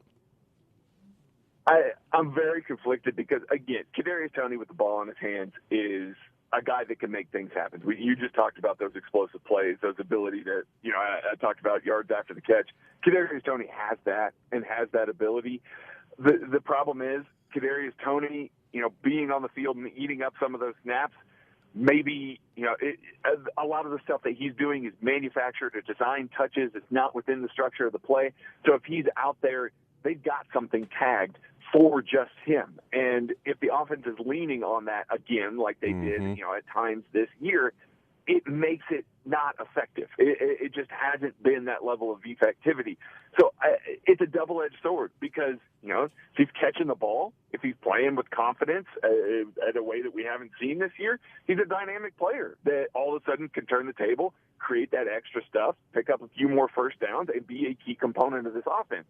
I don't want it to be at the expense, though, of a McCole Hardman, even though he's not necessarily everybody's favorite person right now. He's the only one that's getting open over the top, and it shouldn't be at the expense of a Rashee Rice. So he is the one guy that I think could crack this rotation and make an impact this week. All respect to Justin Ross and Sky Moore, I think the rotation is set. I think that they should lean on these guys a little bit more unless Justin Ross is healthy enough to come back for some red zone work. But at this point, I would rather roll with the guys that they've had the success with, the guys that they've been able to implement these concepts with, and the guys that they've been able to get the ball to and move the chains with over the past couple of weeks with the starters. I would rather see that than go back to what they've tried throughout the season that we know hasn't been effective. Yeah, if Kadarius Toney's out there and you got a play or two designed for him, as a coach, you better be right, man. That better be right. Yeah. He can't catch the ball, try to make a move and fumble and give the ball away. He can't drop a pass on 2nd and 12 like he did against the Bills. Chiefs down 17-14, 2nd and 12, and Mahomes throws it to him. He's wide open. He can turn and go up the field, and he just drops the ball. The next play was the miscommunication where MVS was wide open down the field running an over route, and he had to stop, and he slid, came back, and Mahomes turned, and the camera caught him going, "What are we doing?" Clearly a miscommunication there and a punt. If Kadarius Toney catches the ball, it's first down, and the Chiefs continue to drive it. Who knows what happens in that game? And, of course, that's not even counting the one that people remember from the Bills game, obviously, for the most. Sure. Yes. So there's the smaller sort of ancillary ones that are sort of annoying outside of the Detroit Lions game and the Buffalo Bills game. I can make a case that Rashee Rice and Kadarius Toney have been the two most impactful wide receivers for this Chiefs team this year. It's just one good, one bad. I absolutely agree. One good, one bad. Unfortunately, it's positive and negative. Yep, that's exactly right.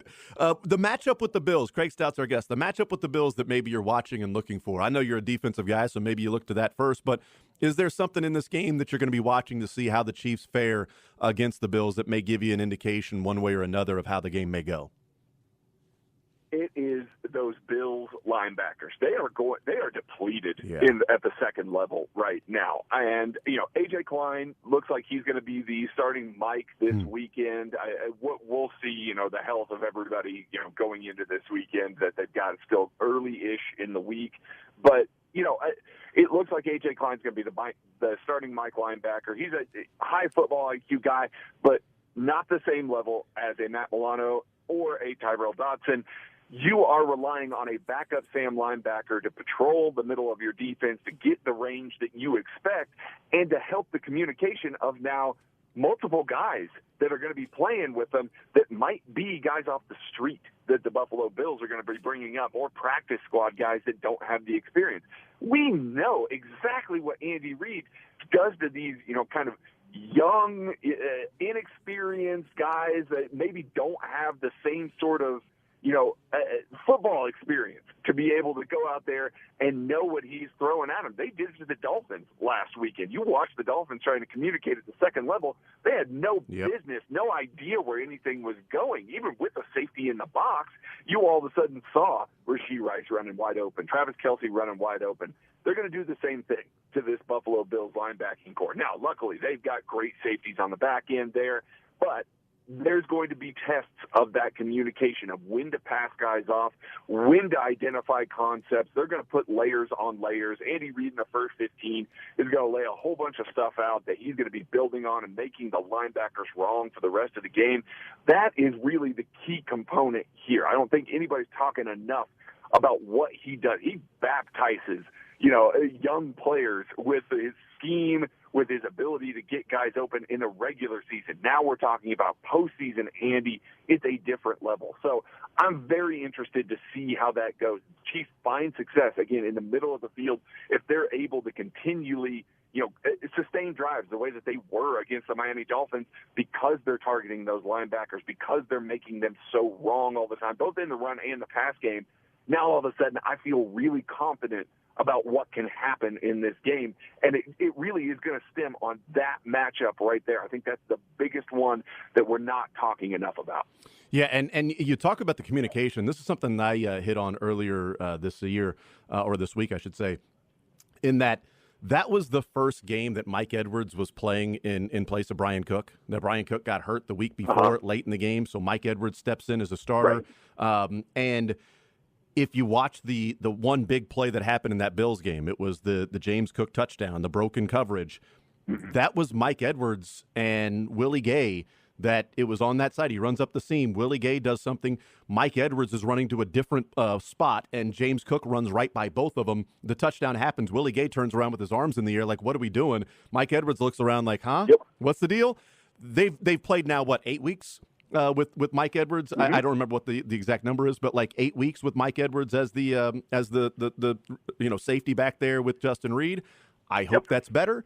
Drew Tranquil is playing. I hope that's better. But it's also the point you're talking about from the Bills' standpoint of that communication when you got a bunch of new guys in there. the handing off in the zone, this guy to that guy. Well, this guy steps up over there. This guy runs right by him because you're supposed to have him. Well, I thought you had him, and now it's a coverage bust and a touchdown. And I don't know that Mason Rudolph and the Steelers are able to take advantage of that. And I think Patrick Mahomes and Andy Reid would be able to do that. Hopefully that's the case. We'll see. Prediction time, Craig. What do you think happens in the game? Do you have a feel for it? And a score if you've got one in mind right now. Yeah, I do have a feel for it. Listen, this Chiefs defense is going to come out with an excellent game plan. Josh Allen is perfectly capable of putting on a superhero cape and making that all for naught. We've seen that with Patrick Mahomes in the past. That's the way that the Buffalo Bills can go. They've also not gone multiple games in a row without turning the ball over. And they did not turn the ball over last week. The Buffalo Bills didn't. So I think with Josh Allen being the roller coaster that he is, Steve Spagnuolo is going to put on a little bit of a clinic. We are going to see multiple turnovers by this defense. Buffalo Bills are still going to hang tight. They're a good football team. They're going to hang around. But I think the Chiefs offense is going to move the ball in the intermediate areas of the field. I think they are going to hit on one of the vertical shots, just one. I'm only calling one, but they're going to hit on one of them that creates an explosive play. And then I think that they're going to kind of salt the game away on offense with a long, sustained Harrison Butker field goal to help extend it to 4. I got the Chiefs winning this one 24-20 in a tight game, but a game that the Chiefs are playing pretty well and have control of for most of the game. Awesome. Looking forward to it. Cannot wait. Do want to make a quick little amendment to what I said earlier. It was actually Nick Bolton and Mike Edwards on that side where James Cook ran through him, which is even more important because that was Nick Bolton's first game back. So that was the second possession of his first game back and the second possession of Mike Edwards starting in place of Brian Cook. I don't know, maybe that makes a difference or not, but it was Nick Bolton, not Willie Gay. It's Craig Stout, KC Sports Network, KC Laboratory Podcast. Great stuff as always, Craig. Very much appreciate the time, brother. Enjoy the football, and we'll catch up soon, hopefully, when we're talking about whether the Chiefs are heading to Vegas or, I don't know, just winning in Vegas. We'll find out. Craig, you're the man. Appreciate it as always, brother. Appreciate it, Jason. All right, there's Craig Stout, kcsn.substack.com, the KC Laboratory Podcast. You can go and listen and read and check out all of the work that the folks do over there. Great stuff from the KC Laboratory Podcast boys, and Craig Stout being one of them. He's got 24-20, and communication is going to be huge in this one, especially from the standpoint of the Buffalo Bills because of the crowd noise that's going to be there. The crowd noise that is supposed to affect the Chiefs' offense can also affect the Bills' defense when they're trying to make their different audibles. Something sort of to keep in mind that may not be the best that they've got the crowd noise trying to affect the Chiefs' offense, because the Chiefs' offense, I think, is more capable of making those adjustments without being able to hear somebody talking versus a bunch of backups for the Bills. We'll find out. Maybe it'll matter. Maybe it won't. Craig Stout, KC Sports Network, KC Laboratory Podcast. We'll take a timeout. We'll come back. We'll hear from the Kansas City Chiefs coming up later on this hour. More Zone right after this on a Thursday edition right here on Sports Radio 810 WHB.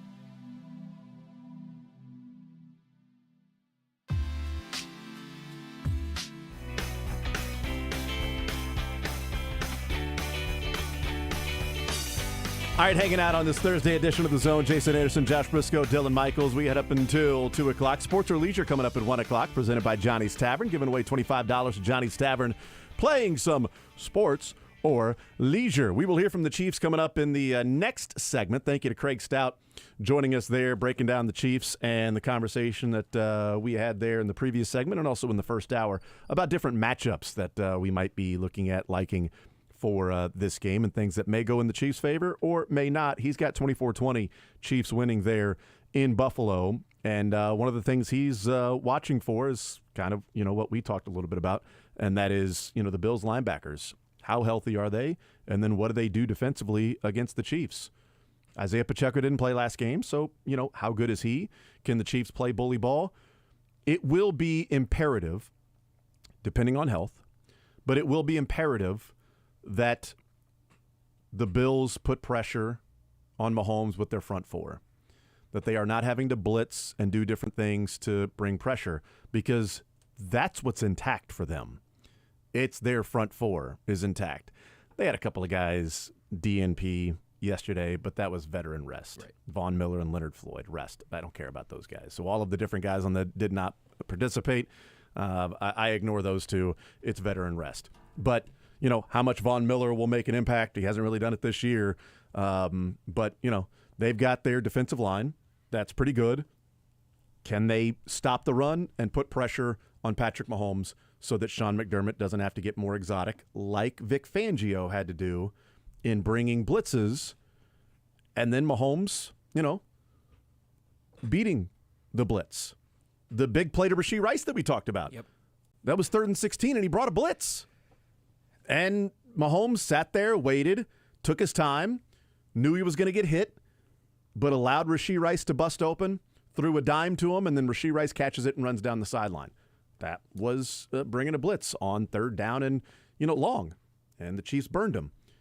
But if you sit in zone and you don't put pressure on Patrick Mahomes, well, there was the other big play to Rashee Rice in the game when he had a 24-yard catch. 23, I was pulling that one up, actually. 23-yard catch when Mahomes sits in the pocket, surveys, no pressure, and then Rice sits in the zone area that's wide open, and Mahomes looks left, waits for the safety and the linebacker to follow him over there, and then, boom, there's Rashee Rice in the zone that I was waiting for him to open up in because I've got all day to throw. So it's a little pick your poison, and who's going to be guarding Travis Kelce. So they'd better find ways to get pressure on Patrick Mahomes with the front four. What a miracle it is, by the way, that we're having a very normal conversation about the Chiefs offense right now. This is stuff we said last year and we didn't have to say for 10 weeks. It just kind of dawned on me because I was just going back through it, and my just real-time game notes were Mahomes with all day gets the 4-man rush and hits Rice alone in the middle of the field on that play. And then the next one was blitz, Mahomes floats it to Rice. We're seeing in both of those instances, defense is doing two very different things with pretty similar results, which is Patrick Mahomes finds a legit, honest-to-goodness number one type receiver, and the Chiefs make a play there. It feels like the defenses are the ones in a bind again, not the other way around, which has been this entire season. I still think that is very significantly impacted by how hurt the Dolphins were. I think it will be significantly impacted again, though, by how hurt the Bills are. So I actually think that translates. It's not just rose-colored glasses or rice-colored glasses at this point, believing that this is fixed. I think it's fixed as opposed to the state of the defenses they've been playing. I'd have to go back and start to look and add them up, but just thinking off the top of my head with, what the Chiefs may do, I think this is a legacy game for Patrick Mahomes. I think it can be. The first road game, right? Yeah. And how many legacy games he's played in. That New England game in 2018 of he's got, 50 touchdowns, 5,000 yards, and now he's going up against Tom Brady. And the flip of the coin is why they ended up losing. Of course, they could have certainly played better in the first half. They did not, but he was phenomenal in that game. 2019 against the Tennessee Titans in the AFC Championship game. I know the Texans, people remember because down 24-0 and Mahomes went bleep you over my dead body mode. But Tennessee was to get to the Super Bowl. They just lost in the AFC Championship game at home the year before.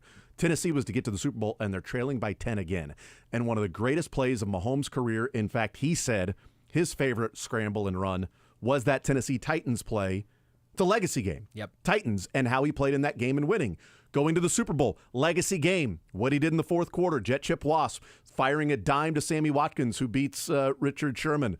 Running in the touchdown on the option, right? I mean, so the sort of legacy games that are there for Mahomes. I don't know that the Bengals' first go-around was a legacy game because they had just made back-to-back Super Bowls. And the Super Bowl loss wasn't his fault. It was a legacy if you're looking at him versus Tom Brady, but he was done in by the offensive line. Last year against the Bengals was a legacy game. You just lost to him last year, you were terrible, and now you got 1 foot. What can you do on 1 foot? And then the Eagles game, legacy game, you're 1-1 in the Super Bowl. You want to be 1-2? You want to be the guy that the quarterbacks that's 1-2 in the Super Bowl? Or are you going to be 2-1? Won his first one, and then what happened? He lost his next 2. I think this is one of those to where it's like, hey, Patrick, you've never gone on the road in the playoffs. People want to see you go on the road. Have you gone on the road? You haven't gone on the road. Whether he approaches it that way or it's just simply how he approaches every game, when the stakes are highest and it's sort of like, hey, reputation, legacy, what's going to be remembered for a Hall of Fame career in those games, he stepped up when it's mattered and has made big play after big play after big play. And even if somebody wants to say it's a legacy game in the AFC Championship game to the Bengals because then, you get back to the Super Bowl, he was awesome in the first half and bad in the second half. So that would be the one that you go legacy game in the postseason where he didn't bring it fully Mahomes in that game. I expect Mahomes to be Mahomes in this game on the road in Buffalo, no matter where they play. As oh my goodness, Michael Beasley. Boy, I could have sat here for a long time. You would and never guess Michael Beasley. Beasley. I was like, man, if I had a life raft for you. Yeah, I almost said Michael Bishop. I'm like, oh, okay, as Michael Beasley said about playing KU. We'll play him here, we'll play him there, we'll play him in Egypt. I don't care if they play him in Kansas City, play him in Buffalo, play him in Egypt. I think Mahomes is going to be Mahomes, and you're going to see a Mahomesian game there in Buffalo. We'll take a timeout. More Zone next.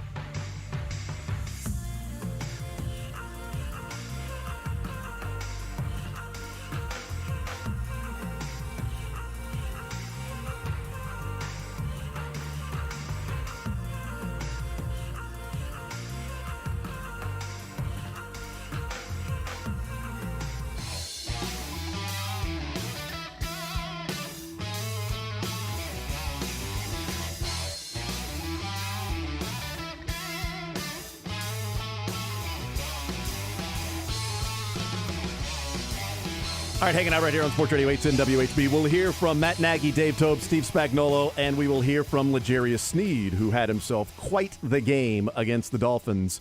And as I talked about with Craig Stout, name a defender and make a pretty good case for, you know what, they had the best game. Nick Bolton played great. L'Jarius Sneed, awesome. McDuffie, awesome. He had to play against, Tyreek Hill. That was the touchdown, but he was awesome in that game. Karlaftis, Aminihu, Chris Jones, awesome in that game. Like, you can just simply go down the list and just name the different players that played really well. And I think that's part of, this is the third season. Preseason, regular season, postseason. And you saw the Chiefs step up their game in a big way against the Miami Dolphins and bring that physical mentality to the Dolphins, receivers, offensive line, running backs, quarterback. And we'll see what they do against the Buffalo Bills. That, the offensive line has been pretty good for the Bills. They've been able to run the ball. And where the mismatch is on there, I don't know. We'll find out. I don't know. It just popped in my head. I was thinking back to the first play as I was talking about Nick Bolton and different guys. I was thinking about the first defensive play when Miami came out. They had the view from the end zone, but it was zoomed in. So it shows Miami break the huddle, and it shows Nick Bolton and Chris Jones standing together. Derek Nottie, by the way, is the only player not practicing today. It showed Chris Jones and Nick Bolton standing next to each other. The offensive line came out, and then Nick Bolton looked at Chris Jones and pointed, and then that's where Chris Jones went and lined up. They called the play, and then it was like, all right, Chris, go over there and take that guy. Stuff. I mean, it's just like pick the matchup, right? Yeah. I don't know why that popped into my head when I was just talking about just like, guys having great games, but just like waiting for the offensive line to line up and where the tight end, where the strong side is, and everything. All right, you go over there. Just unbelievable, man. Here's Dave Tope. Oh. You have a future at it? He got the job done, though. He did. He handled the ball and got it out there, to the 30 or 35. It was nice. It's good. We'll take that field position. Before we look forward, just looking back, how extreme were those conditions and what you guys had to execute? The most extreme conditions I've ever been in. I mean, and I was at Chicago for 9 years. We had some cold games, but that was a whole nother level. So, I mean, it was awesome the way our guys handled it. I thought, the kickers, punter, and snapper did a great job, and everybody else had the right mental attitude coming in, the whole team. It was impressive. I was proud of those guys. What's your experience in Buffalo? Was that a pretty tricky place for those guys? Yeah, it's usually windy. I mean, that's pretty much, this time of year. I'm not sure I ever played them this late. I mean, the last time we played, I can't remember exactly when that was, but I mean, no fans there last time we were there. Was it kind of early in the year? Was it early in the year? Yeah. So, I mean, the weather's going to be a factor again, sounds like. Sounds like it'll be like 24 degrees and maybe 10-mile-an-hour winds. So it'll be something we have to deal with. Not as bad as what we had, but, that's the good thing about that game. I mean, nothing will ever compare to it. So, you can always say, you did that. So, we're good. We're kidding around about Leo a little bit, but what earned him that spot? On the back end, I mean, they're back there because they're blockers. They're not back there because they're, threats. But they have to be prepared for like what happened with the squibs and stuff. We were this close to going to a whole different scheme there, but we only ended up getting two. I didn't think they would kick again to it because they were kicking with the wing on the second one, and they kicked it a kick to us again short. So, I mean, I thought they would try to kick a touchback there. That's why those big guys are back there. And then we were getting ready to change to something different after that, but we just never got another one, which is, you always want more kickoffs than you do kickoff returns. So it was a good thing. What did you feel like Butker's range was on field? Yeah, that's a good question. That one to the right. Yeah, we had 35-yard line with the wind on our back, and then 30-yard line with the wind on our face. So when you guys went for it on fourth down, that 48-53. That's what wasn't even really close then. I mean, it would have been like 56. Maybe. Yeah, it was out of our range. Yeah. Back to that Leo thing, you guys try to practice everything, but how often do they actually get to practice picking the ball up? And we get one a week. It's a different guy. We don't kick it to everybody. We don't have time to do that, but we'll pick a guy out and just kick a squib kick down to one guy. Leo's had a little bit of practice at it before. What are the Bills' special teams like? The first thing you got to think of is their punt returner. I mean, Hardy. I mean, he basically won that game for him. We talked about that before the Miami game with the 5-yard return that he had in that game. That was huge for them. So he's a threat. He's probably the number one thing that you have to deal with. The kicker struggled last week, but he'll bounce back. The punters pulled a hamstring on that block. So they signed Matt Hack to the practice squad. So we're preparing for both kickers, and they're different because Matt's a lefty and the other guy, 8, is he's a righty. So that's two different things, two opposite, spin on the ball, and so we have to practice both for both guys. They did have a rough special teams day in the game that they won because they did have that kick block. Was that just a good play by Pittsburgh on that? I think it was it looked like a low kick. It looked like the ball came out of there a little low because the guy had his hand up and hit him in a face mask. So it was a low kick, I think. No question. Without having a lefty punter, how do you practice? We have a jugs machine that goes left and right. So we've already practiced once with for left. As soon as we found out they signed Matt, we started practicing lefty because we're always been. We didn't. That's the first lefty we've may face. We hadn't had a lefty all year. But our jugs machine goes back both ways, so we can. Brings Colquitt back to practice. Doesn't. No.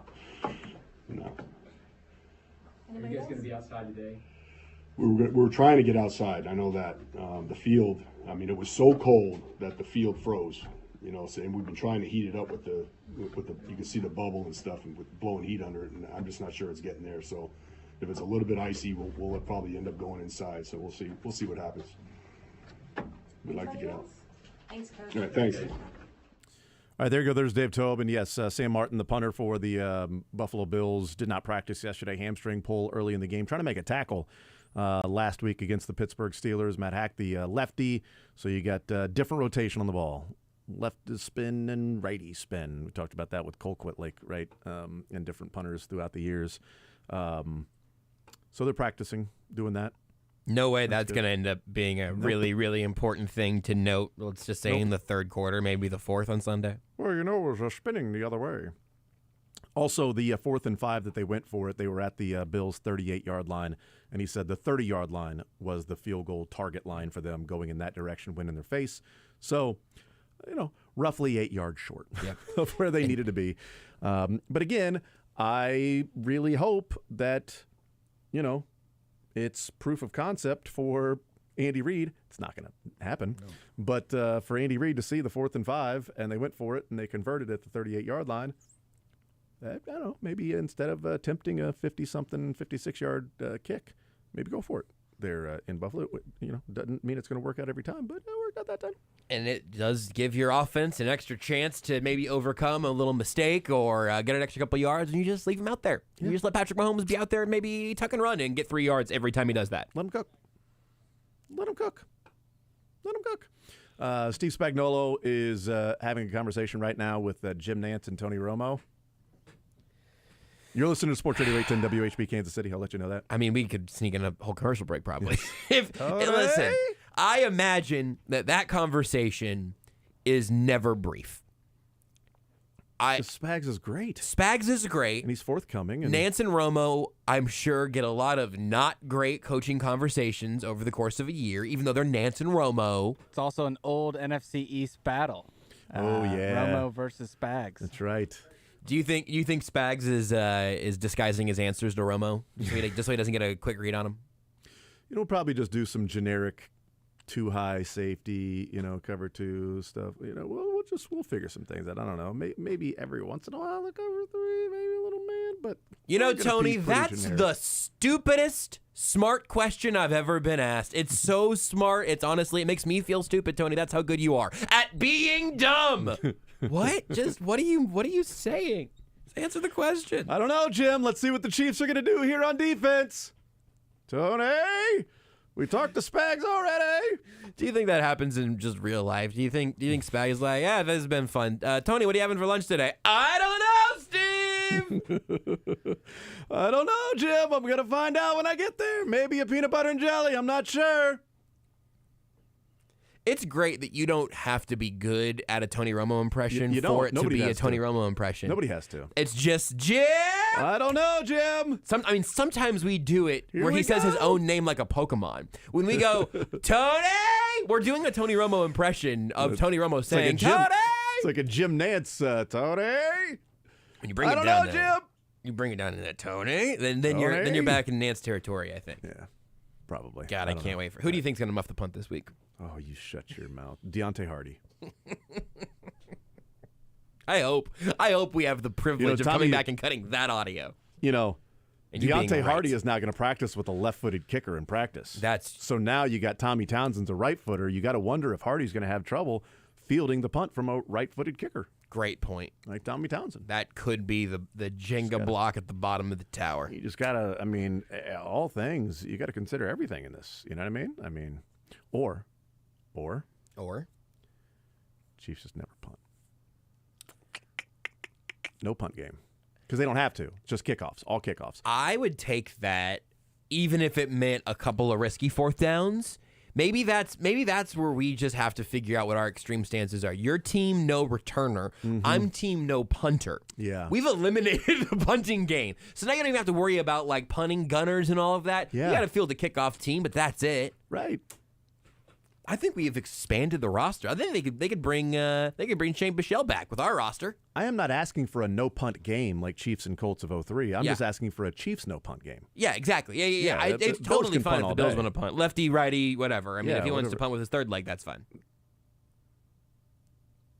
If you had that, he wouldn't have to worry about the hamstring on one of them. It's odd. Not sure. No, I guess logistically speaking, you're right. I don't know. You want to make sure you can still plant. That's a good point. Yeah, got to plant. Planting that takes place. You don't want to risk that. So there you go. As I agree with Dave Tobe when he said that you'd rather kick off more than kickoff return. I totally agree. Yeah, every week there's a nugget. Totally agree with that. You think Leo Chanel is like trying to maybe figure out a way to kind of bait the Bills into more short kicks just so he can get the ball in his hands more often? Come on, man. What's his average yard kickoff return? Is he leading the team? He's pretty good. He was weaving in and out of traffic, surveying. I was really praying he didn't fumble. I'm like, just protect the ball, just protect the ball, just protect the ball, just protect the ball. Okay, great. He got tackled, didn't fumble. Whew. He would be very high on my list of Chiefs fullbacks. Like if you needed to get a guy who could play a little bit of a fullback package, I don't know. I don't know how that would work in practice. Sometimes you'll see a defensive lineman get into that. Colin Saunders was doing it for the Saints this year.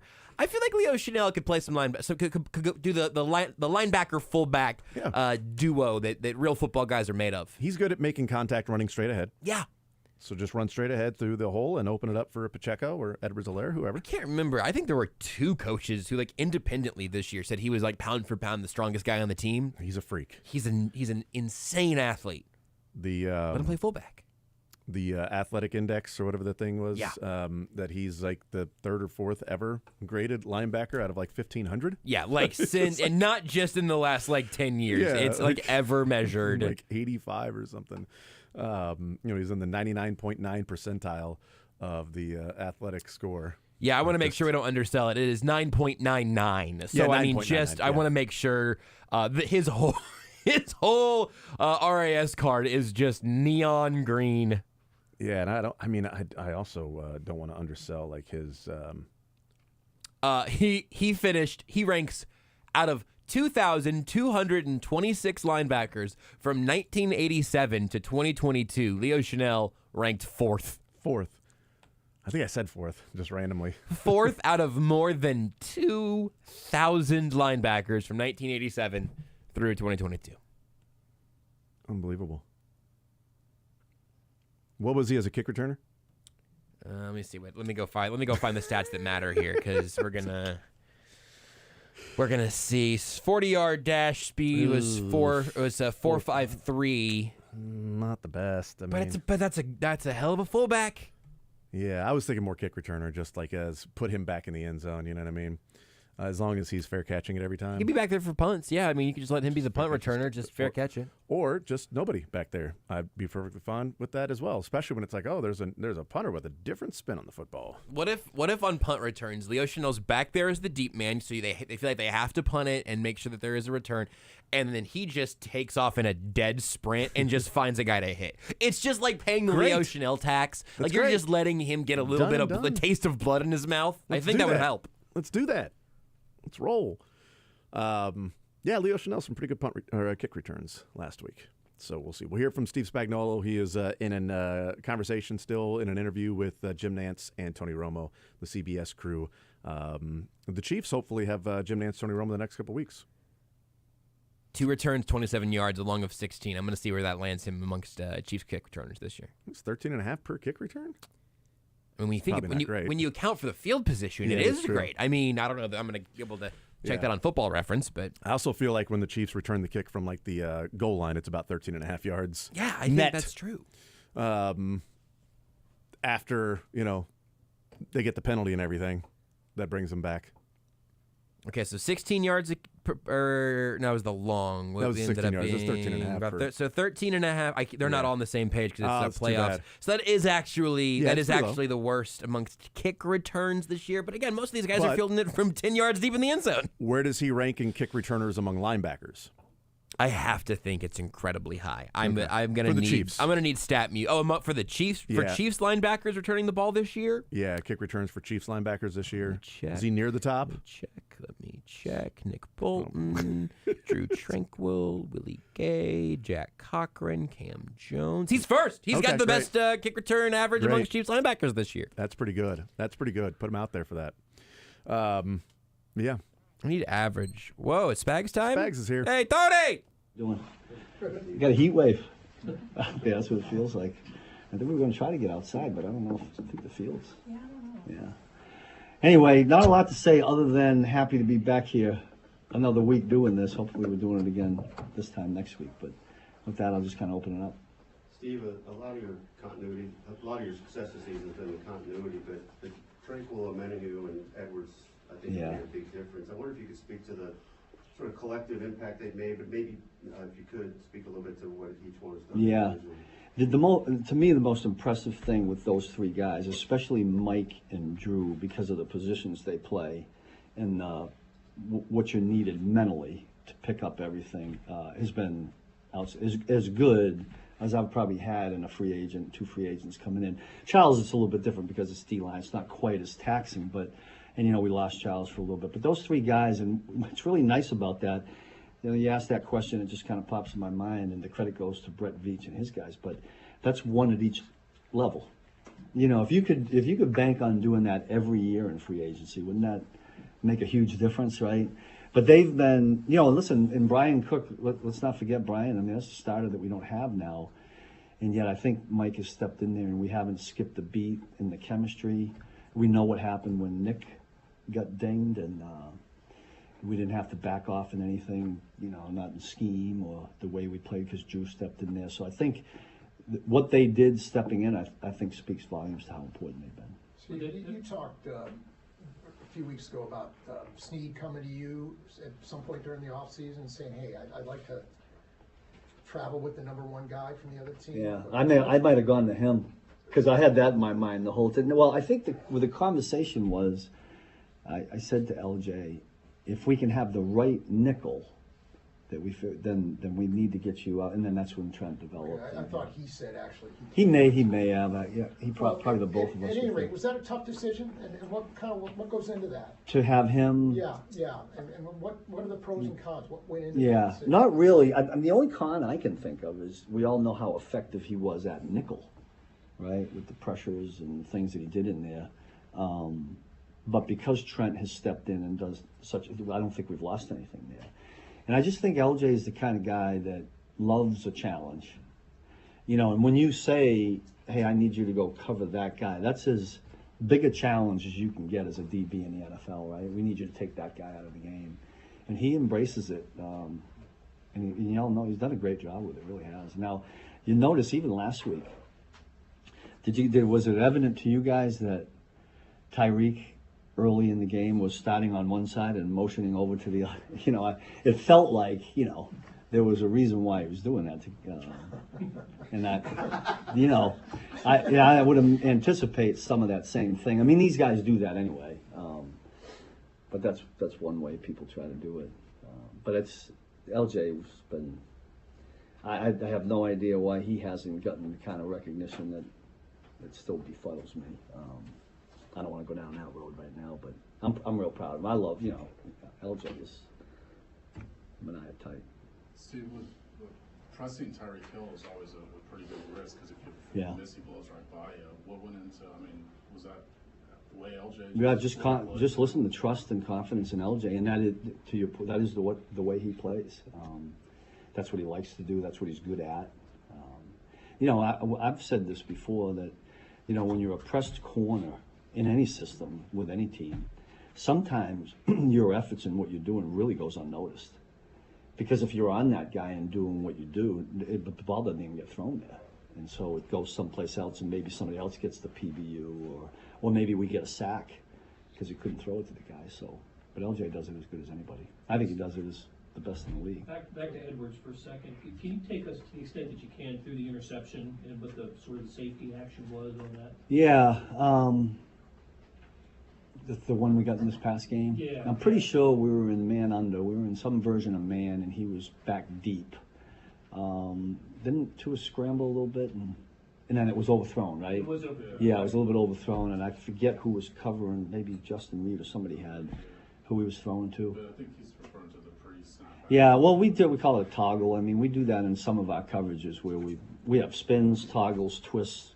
We have a bunch of different moving pieces, and going back to Mike, and I'd add Justin Reed in there and Brian Cook when he was here. Those guys, to be able to do all that and have it come out right in the end is a credit to those guys, But we do that on purpose in hopes to maybe get a little bit of a confusion, So speaking of all the different things, like how much more are you able to do this year 2 with all those young guys? Yeah. Versus what you had last year, and how do you? Is it just a feel on when to keep layering on more Yeah. and more and more? Yeah, it's you get to this part of the season is you don't go too far away from what you are, but there always is a wrinkle. I mean, Andy talked about that in the team meeting this week, that all 3 phases are going to have some wrinkles, because when you get to this point in the season, everybody knows you, and everybody's studying you, and we've played Buffalo before, so you got to have something a little bit different. And if you're in the position in the playoffs and you need to do that, it's nice to know that you got cerebral guys that can roll with that. And they do embrace it. Our guys like that. Like Nick doesn't want vanilla. Drew doesn't want vanilla. Justin Reed, those guys they want to be challenged mentally. They want to challenge the opponent's offense, and not all guys are like that. I've coached guys before that just like, I just want to play man or play post, and just let it roll. But these guys are great that way. You guys have faced the Bills a bunch of times now. You get quarterback and a lot of the same wide receivers and all that. What are the main challenges in dealing with the quarterback to start with? Well, just about everything. The size, the arm, the mental aspect of it, and then you add in his running ability. To me, when you put that tape on and he's running, and the way he makes people miss at 6'5" and whatever he is, to me is amazing. I don't know where you've ever seen that. I mean, some of the other athletic quarterbacks in the league, but he can be he could probably play fullback in this league, tight end, right? He could probably be an offensive tackle, a defensive end, a linebacker, and be an all-pro at all of them. I mean, I'm not kidding if he wanted to do that. But he happens to be a quarterback that can throw the ball real well. To me, they've become really challenging. The run game now is surfacing with Cook. They got both their tight ends now. I think tight ends are hard to take out of a game. So in some regards, it might be when you can find a wide out. But these 2 tight ends and having 2 of them, and then you throw the quarterback in there like you're talking about, it just makes it extremely difficult to defend. And we just got to be on point in the things that we do, and we're going to need all 11 guys wherever the ball ends up, whoever they give it to. Sounds simple, but I mean, it's hard to do. You mentioned jamming, jam Tyreek Hill, the one play where Legarius planted him. Yeah. Basically, what goes, you play that, rewind, play, what's the... I did, because you're like a proud papa when you see that. I mean, that's him. He has a unique, talking about LJ, he just has a unique knack of the timing. I mean, you brought the point up. That may be the toughest guy in the league to press and do that, but he happened to catch him really good, and I think Tua was looking over there, so it took him somewhere else. And did we get a sack on it? Did he throw it away, or? It was a sack. I think George might have. And that's a piece that, you saw it because it was so dynamic, but there are other plays like that where he might just ride them out, we don't really see it. We see the sack, but that's what we call hidden production. I mean, that's hidden production for us, what LJ did. That was, I'll be watching it again sometime, somewhere.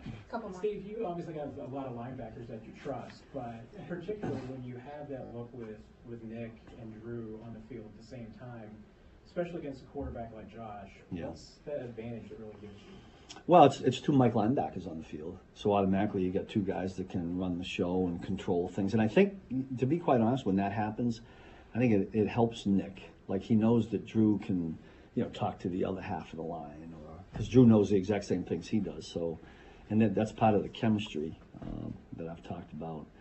Those two guys are, from the chin to the hairline, and just the mental aspects of the game are outstanding. They're both of them throughout the course of the year. We'll go home at night, we'll watch tape, they'll circle back into my office, and they'll speak of something that I may or may not even thought of. And I say, yeah, we need to do that, or we need to call it. A little thing like, Coach, these two words sound the same. Two different defenses, right? If we keep them the same and we get in the huddle, one guy doesn't, that's a good point, let's change the name of that one. But they think like that. Not every guy does that, but they're both like that. And it's great to have them on the field at the same time. Go ahead, Steve, two things related to Sean McDermott. If I'm not mistaken, you were with the Eagles when he was Andy's assistant. Do you remember him that far back? Oh, God, yeah. Sean and I are really close. He's like my younger brother. Sean basically stepped into each job that I had. Like, so he went, now I wasn't Andy's assistant, but then I was quality control, and when I moved up, Sean took that spot. And then I moved to the linebackers, and he went back and became the secondary coach. And then when I went to the Giants, he became a linebacker coach. So, but Sean and I are really close. He does an outstanding job. I think we knew he would be what he is right now. Do you see something like that, even in a role like that with Andy, where you're kind of bottom of the totem pole? I mean, could you say when he's the personal assistant to Andy? Did I know then? Did you see something in him? Well, no. Listen, Sean was he was actually in the business side of the Eagles initially, and I would see him, and then I don't remember exactly what happened. Either somebody left, and then when Sean came in to get that spot, we already knew him a little bit, and it was like, oh yeah, he'd be great. I mean, that's how you felt about it. He was organized, and and he was great at what he did. Just the other part is it's ancient history probably by now, but you're one of the former Andy head coaches who coached, former assistants to Andy who coached against him. What was that experience like? Going against Andy? Yeah. Challenging, and it was the Eagles, and he had Donovan and a bunch of talented, Brian Westbrook. That was a headache with Donovan and Brian when I was in New York, and then certainly I think I where I was, Rams, but I think, didn't you? Yeah, Rams when they was with the Eagles had Michael Vick. That was another headache. We opened up against them in St. Louis. I remember about that game? The very first play from scrimmage we had on offense, Steven Jackson scored a touchdown, but popped his quad or something and didn't play the rest of the game. Danny Amendola was our best wide receiver, got hurt in the second quarter. Our best corner went down. We had him we had him beat, I thought. I thought we had him beat, and then all these guys, and they beat us at the end. And that was the opening. That's what I remember. You got me going. Then we had to see Travis right up there. They came to New York when I was with the Giants, but we beat them in that game. Put like 3 guys on Travis. Last one, Nick. Yeah, Steve, for you going into the Buffalo atmosphere and everything, what type of tempo or mentality are you wanting the guys to set early on to kill the engine type of game or something? Yeah, I mean, that's always part of it, and that's kind of our term for tackling. But listen, you go into a setting like that, there is a little bit of, let's make sure we survive what comes early, because there is a lot of that, and then thrive. We talk about surviving in that kind of environment and then thriving through it, and hopefully we can do that in the game. But we expect it to be a great atmosphere. That's what the Buffalo fans are like, and then that team. They're really pretty good. It's a heck of a challenge. It's good to be playing in it, but it's a good challenge. Thank you. You got it. All right. Have a good day. Here's Steve Spagnuolo, the Chiefs defensive coordinator. We'll hear from Matt Nagy. A lot of good stuff from Steve Spagnuolo. Typically, we get a lot of good stuff from Steve Spagnuolo. So talking about Drew Tranquill and Mike Edwards and Amenahu, those free agent signings, L'Jarius Sneed traveling, sort of the origin of all of that, how that came to be, and a number of other things. Here's Matt Nagy. Just I was just asking Steve about this, and obviously Andy has a bit of a coaching tree and been on it and played him. I just wonder about the feeling of what it was like to play against, for lack of a better term, your mentor, and perhaps maybe that speaks somewhat to what Sean faces when he plays him. Yeah, it always starts off when you're playing somebody that knows you well. Mentally, hey, do they know your playbook, offense, defense, et cetera? But then there's also the personality side of it, is how do they game plan within the building. Again, speaking of Sean, when I first got my first job in the NFL, I was his quality control coach. So I was doing I was typing up all of his defensive game plans and kind of had the ins on how he worked and how much he didn't sleep. I don't know if he's getting more sleep now or not, but little things like that. But a lot of respect for him. And I think like when you have guys within the tree, for me, Doug Peterson, a lot of guys, they're all over the league. You have a respect factor for them and what they do schematically. But in the end, they also change. They adapt. They get with other people that have ideas and suggestions, and then you kind of create your own. And I think Sean's done a phenomenal job with that. Does that add to the cat and mouse in a way from each side? I mean, that there is some template for how you guys have known each other over the years? Or It might add a little bit, but not much. And then you throw Coach Reed and Sean into the mix and how much they've played each other, over the years in the battles. I think more than anything, there's probably a little bit of, okay, he's done this X amount of times in this situation, trying to think through that. But in the end, all of the great coaches, they stick to what they do and they figure out ways to work to their players' strengths. And I think that's Sean's done a great job with that. Coach has done a great job, and there is a little bit of it, but probably not as much as we all think. Matt, when you look at the problems in the red zone lately, the other day you had a penalty that wiped out one touchdown. Yep. Travis dropped a pass, probably would have been another touchdown. There was the bad snap on the third down. Sure. I mean, is it just a case of you guys making mistakes at the wrong time, or are there bigger issues when you're down there in the red zone right now? No, that's a part of it. It's unfortunate because we feel like, okay, you eliminate turnovers, you eliminate penalties, and now you get in the red zone, let's put up touchdowns. And we've had some games this year where there's been a lot of field goals and not as many touchdowns when you need that. There's been some this year where sometimes you play, you don't, I forget what game it was a few weeks ago, but you're not getting touchdowns, but you're chipping away with the threes. We don't want that. We know we need touchdowns. And so we definitely lock in and focus on not just the execution of the plays that you mentioned, but also schematically, what are we doing? How can we do our part to help the players out? Whatever that is, there's a lot that goes into that. But we know that we need to be better. And that's going to help our defense out, get more points and allow them to play complementary football and stay away from field goals. If we're not punting, then we need to score. And if we're going to score, let's get touchdowns. I know the goal is always to get a touchdown, but with your defense as good as it is, you mentioned, the field goal thing is working. Mm-hmm. 4 or 5 field goals has been winning you games too. Like, is there a balancing act of let's not give away the 3 that, because Bucker's pretty automatic this year. Let's not give away the 3 we have in our pocket. Yeah, that's a great point. Probably the biggest thing is it's whenever you have third down and you don't get it and you're kicking a field goal, there's always a little bit of everybody naturally, you have a little bit of frustration coming off the field because you're getting 3.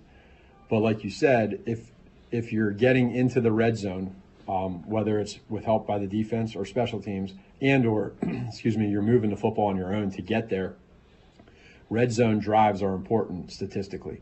Now, the great teams have red zone drives, a lot of red zone drives with touchdowns, and now that's tough to stop with this defense as well. So, it's great to have field goals. You want points, but defenses are changing a little bit schematically on what they're doing, and that's always a part of this too, is like how are they adapting to what offenses are doing, and then what are offenses doing to counter attack that. So there's a little bit of everything, and we know that we gotta, in these games, you gotta score touchdowns. Now, related to the complementary aspects you've been talking about, I think Patrick threw the ball away 7 times the other day. I'm not sure, but that's one of the highest numbers. Does that reflect a little of what you've been saying, that recognize that? Yeah, there's probably a little bit of that in there. Not that you want to throw the ball away, but if you're going to take a 9-yard sack or a throwaway, you're going to take the throwaway. If something's not there, you want to make sure that you don't, you're being smart with the football. And I think that's Pat's always had that over time. I mean, there's been some throws where he's made some no. Oh yeah, great throw. Maybe not as many of those right now, but it's all about being smart, and that goes to that complementary football. On Rashid Rice, obviously, statistics suggest he's a pretty quick learner. Mm-hmm. When did you understand that about him, and was it in meetings or on the field? How did you see him grow? Probably, no, it's on the field in the game is when you see it. So, specifically, I feel like against the Dolphins, for whatever reason, I don't know why, I can't give you the exact reason. I just feel like around that time, you could really feel like, okay, it's starting to click with him. Whether it's in practice, the tempo, him getting in and out of the huddle. We've been talking over training camp, right, about getting out of the huddle and getting lined up and just trying to run the play the right way. He's way past that now. Now he gets up to the line of scrimmage, he's seeing what the defense does, and now he can let his natural ability take over. Probably midseason, around that time, is when I felt like it clicked. The beauty is that he wants to be coached, he wants more. And I think the other thing, too, is it's hard for everybody that's not in the building to see it, but these other players around him are helping him out, too. That wide receiver group, you see guys in there, the veteran guys that are really helping him and becoming coaches themselves, which is great. You need that. And so everybody all in all, and he knows he has a lot of room to grow, but he's done a great job. That's one time.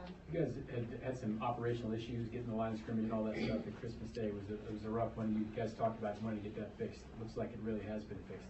What were the keys to that? Is it more quicker communication in the headset, or just how's that operate? It's a little bit of everything. Yeah, you have to. You guys know, as coaches, we got to start with ourselves and how are we letting the players play fast? So whatever that is, whether it's a personnel, whether it's the length of a play call, whether it's subbing guys in and out, allowing the players to play fast, allowing Pat to play fast, and when you do that, usually good things happen. And I think, but at the same point in time, the players then they also got to understand. Working together so that when they do play fast and they know what they're doing, you're going to eliminate those penalties, eliminate the mistakes, the things that we were getting frustrated over. So that's what we did, and I think that's growth for us. But we know in the end we want more touchdowns. We want to score more, but there's a process to it. Okay, one more. Matt, yeah, go ahead. Back to Rice for a second. You guys have increasingly gone to him as the season's gone on in big situations. Was there a point where you started to feel comfortable with that, and why? What did you see from him to let you know he could handle that kind of thing? Yeah, again, it was probably around mid-season. I can't say an exact time. I mean, there was some sprinkled plays where I think you'd see the explosiveness of how he is on a play, and sometimes it's not always just one or two plays. There are 5 catches that he has for 100 yards. It might be more so of us feeling, hey, this is clicking with him. There's not a lot of mental mistakes. When we get together Monday morning and watch tape, we're seeing it's clean. And so as a coach, when you have guys that don't make the same mistake twice, you love that. And that's what he's done. Thanks, okay, take care. All right, there's Matt Nagy. Some interesting stuff there from Matt Nagy, talking about going up against a guy that you're familiar with, issues down in the red zone, coming away with field goals, the disappointment of coming away with field goals, but also understanding how imperative it is to have red zone trips. I mean, that's one of the things that Adam and I were talking about on Tuesday, Adam Teicher from ESPN Chiefs Insider, is that, the Chiefs were 33% in the red zone against the Dolphins. If they had 3 trips, that'd be terrible. They had 6. So their 33% ended up being, 26 points. It would be 17 points if they were 1 of 3. They are getting to the red zone a lot more than they were early in the season. When early in the season it was, good God, you're not really getting there. You'd better cap it off with a touchdown. Now they're getting there more often. The defense is playing awesome. It's not as backbreaking or debilitating not getting a touchdown as opposed to coming away with 3. Because if they got 3 every single possession and they have 10 possessions, then they're winning that game. They are winning that game, putting 30 points on the board. Here is L'Jarius Sneed. Time of year.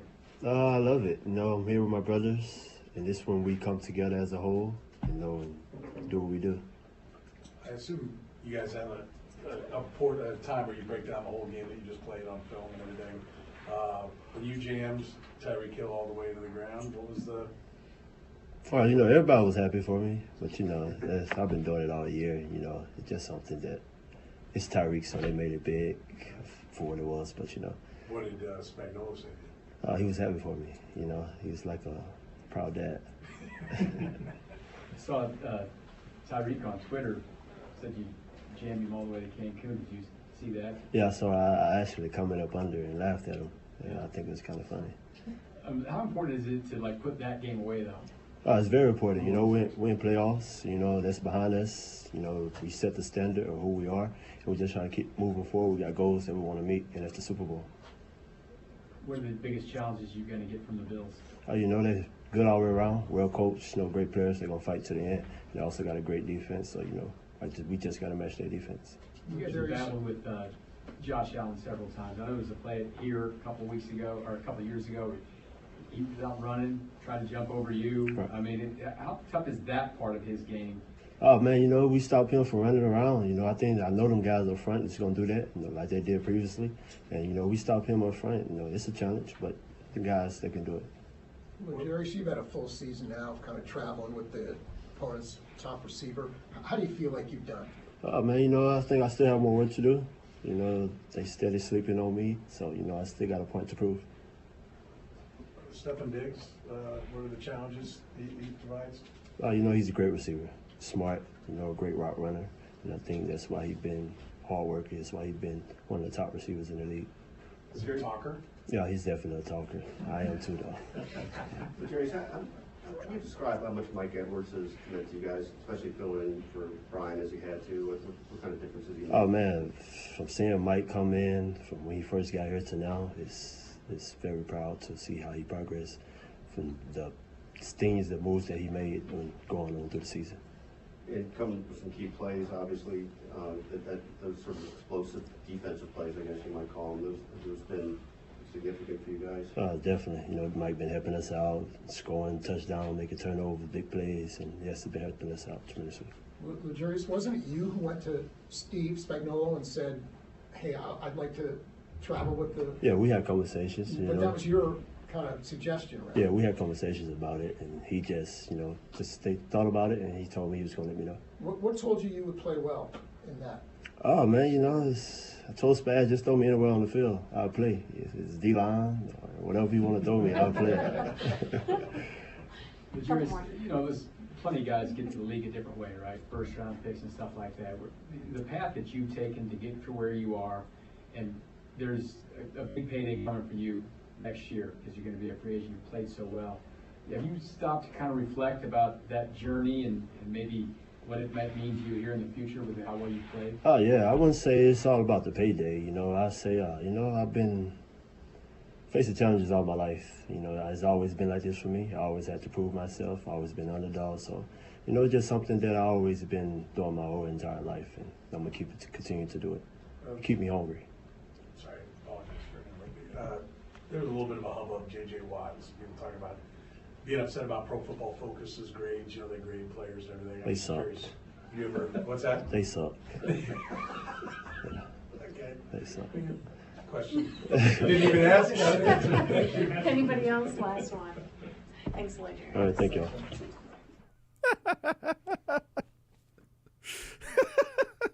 Saves Swin some air there. Yeah. I wish Snead would be more forthcoming in his thoughts on the advanced analytics from Pro Football Focus. They suck. They suck when they don't work in your favor. Yeah. When they work in your favor, it's like, oh my God, they're amazing. Trent McDuffie may not think they suck. Pro Football Focus's biggest snub of the Pro Bowl was Trent McDuffie. And not L'Jarius Sneed, because Trent McDuffie grades out better at Pro Football Focus. There are plenty of people in Chiefs Kingdom that look at Pro Football Focus and say, why do they have trouble grading Patrick Mahomes? Mm-hmm. What is the issue there with grading Patrick Mahomes?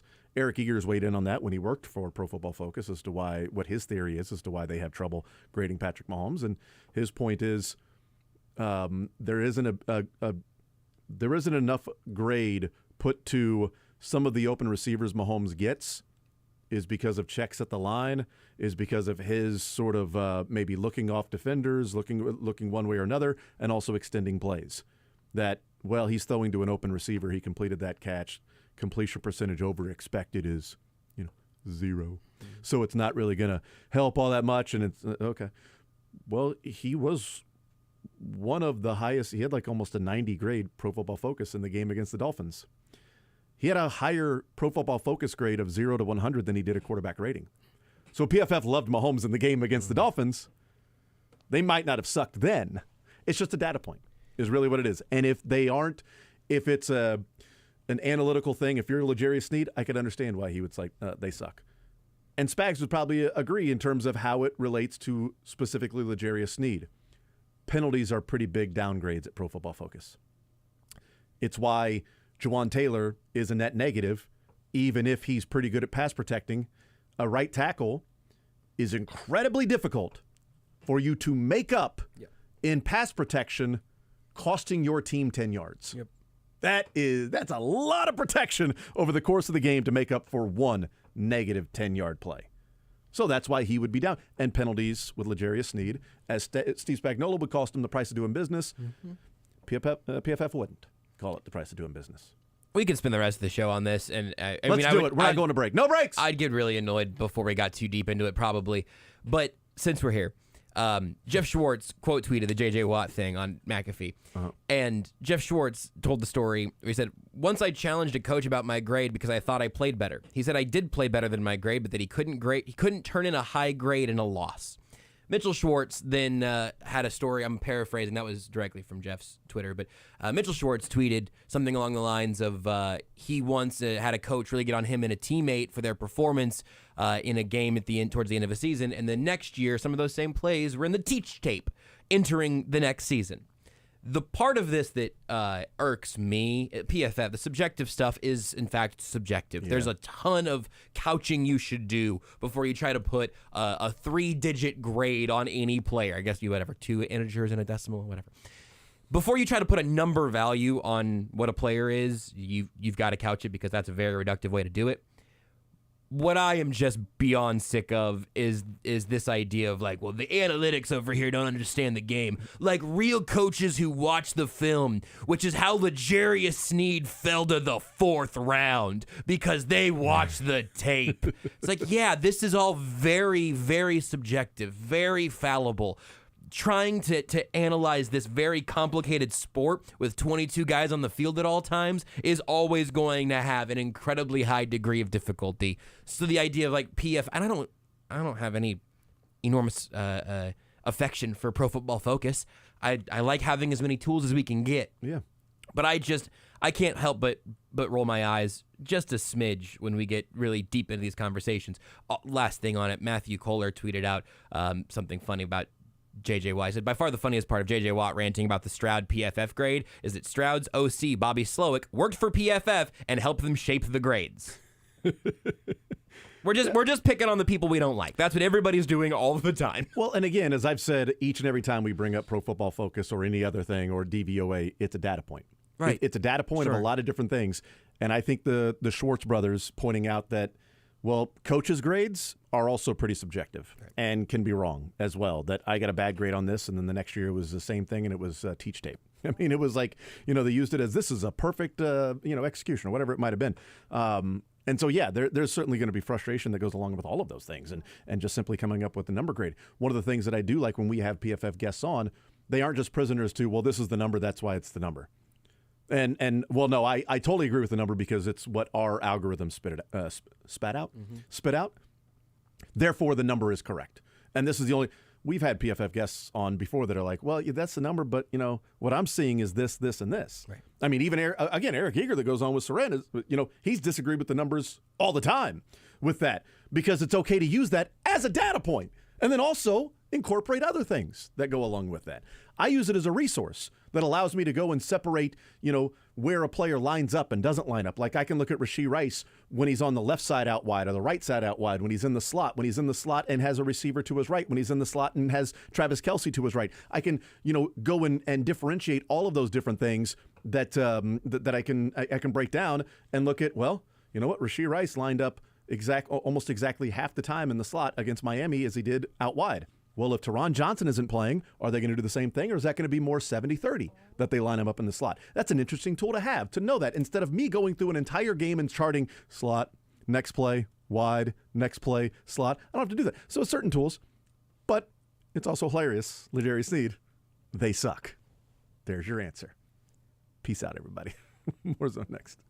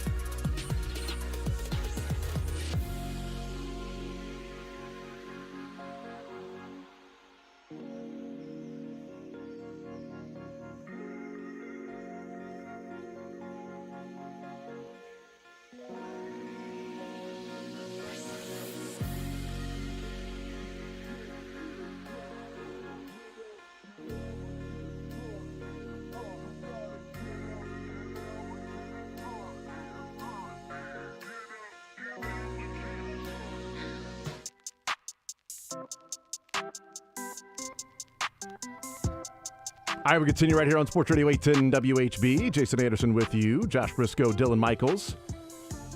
Heading up until 2 o'clock. Obviously talking a lot about the Chiefs and Bills, the fun one in Detroit that has the Bucks that I think Dylan put it correctly, that either Baker Mayfield or the Lions will be in the NFC Championship game.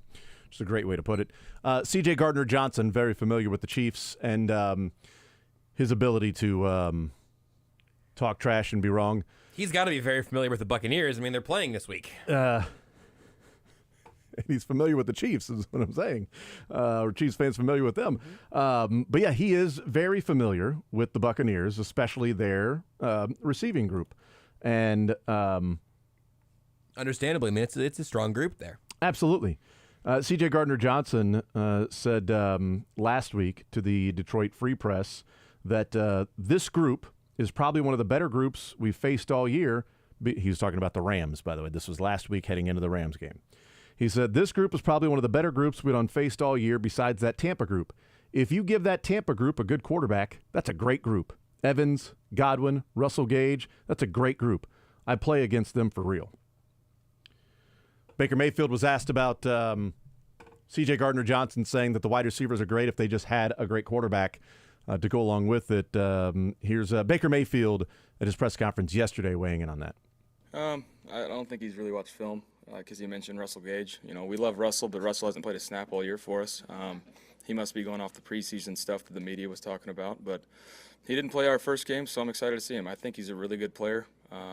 He has been for a while, and he's been an impactful guy on every team he's been on. So he's a good player, but yeah, he's got to do a little bit more film study. It's great. So good. It's great. I can't remember what context it was we were talking about a week or two ago. It may have been someone you were talking to about like the evolution of Baker Mayfield and the number of stops we're into now for him, like how he's changed. There's a little more like humble quarterback in there. Yeah. There's also a little bleep talker still in there. Like he could have he complimented almost a compliment sandwich. I think it might have been a compliment open face sandwich. I'm not sure if that's actually how it went or not. But, you know, he's a great player. Probably should watch film because he's talking about a guy who hasn't been here all year. That guy blew his knee out in training camp. We love the guy. Don't get me wrong. We love Russell Gage. That was also great. I've just never played with him in an actual game. I've never thrown him the ball in an actual game. The guy's been gone since training camp. Not so many words. And played all year. Maybe he should watch more film. Maybe he should watch more. It's great. Film. It's good. And it's leading up to what should be a fun one. C.J. Gardner-Johnson's not afraid of talking trash. No. And you know what? It has me sort of like C.J. Gardner-Johnson. Don't get me to root against the Lions. That's exactly where I'm at. Don't do that, dude. Don't get me to root for Baker Mayfield and the Bucks. I want to root for Baker Mayfield. I do not want to root for the Bucks, and I still want to root for Jared Goff. I like Jared Goff. He seems like a good dude. I want to root for the Lions. I don't want to root for the Buccaneers. Like I want to root for the Lions to win, but C.J. Gardner-Johnson having a terrible game. But if the quarterbacks were flipped, I'd be rooting for Baker's Lions in such a strong way that it makes me wonder how far I'm willing to go. If Baker Mayfield out there slinging that thing. Right. Did you hear the Dan Campbell story you told about Baker Mayfield? I don't know that I did. As to why he has a ton of respect for Baker Mayfield and why his teammates rally around him the way they do. I don't think so. He said he was scouting a tight end at Oklahoma. I can't remember which one, but, you know, when Dan Campbell was a tight ends coach. He was at Oklahoma scouting a tight end, and the tight end was going through his reps in his individual workout. And he said all the different receivers that worked out, he goes, Baker Mayfield threw to him. He goes, so I'm there working out this tight end. Specifically, the tight end is there to work out. That's it. It's for the tight end. He's like, and Baker Mayfield's throwing to him. He's got to work out later on that day with another team. He had to work out yesterday with the team. He's got a wide receiver that that's working out for a team that Baker Mayfield's throwing to him later on that day. He had 2 workouts the next day for 2 different teams, did Baker Mayfield. And he threw to every single receiver on their individual workouts during that time while he was also trying to be the number 1 pick. That's cool. That is pretty awesome. As opposed to having those guys get backup Right. quarterbacks, I high gotta school rest my arm, dude. quarterbacks, whoever it is. Got to rest my arm, dude. Come on, I got this thing coming up later on today. I got 2 teams tomorrow. I can't do this, man. I already did one earlier today. Sorry, dude. Instead of having Johnny Manziel's agent throw to him or whatever. That's right. I think that's combining some stories, but I think he was catching the ball. I think that's right. He was the one out. But like that is above and cool. beyond. Like That's that's really good cool. teammate stuff. And I feel like a lot of people took Baker Mayfield's attitude and just assumed that he was not a good teammate, which seems patently untrue. I hadn't heard that. That's awesome. Pretty good actor with commercials too. That too, man. Yeah. That too. I don't know. Hopefully Tampa can get him into some local commercials again because he really nailed that progressive series. But I don't know that he's an insurance selling quarterback anymore. He's a good egg though, so we like him. We'll take a time out. More Zone next.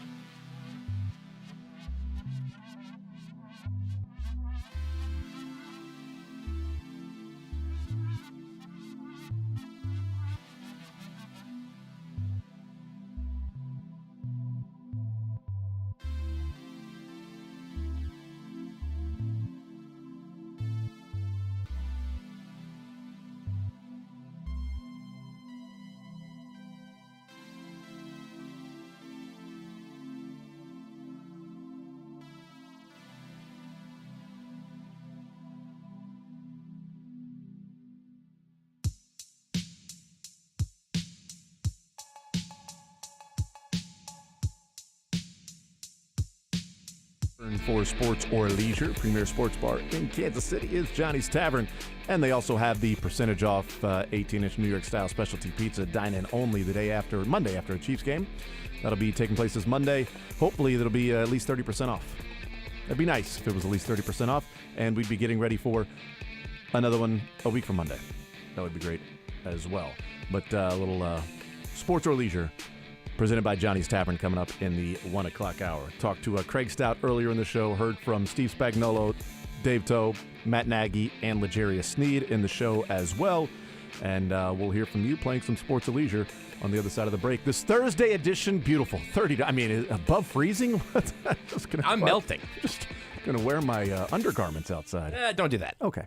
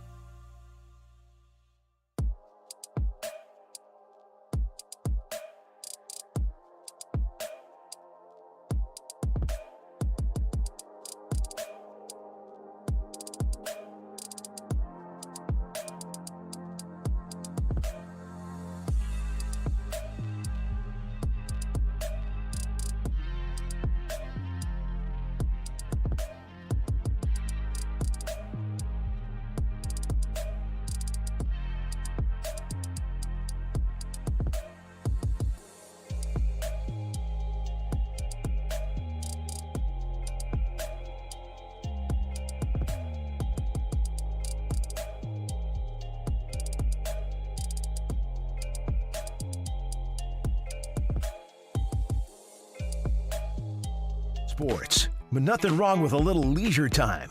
Why not both? You're going to have a heart attack by the time you're 40 if you don't learn to relax. It's time for sports or leisure on The Zone with Jason Anderson.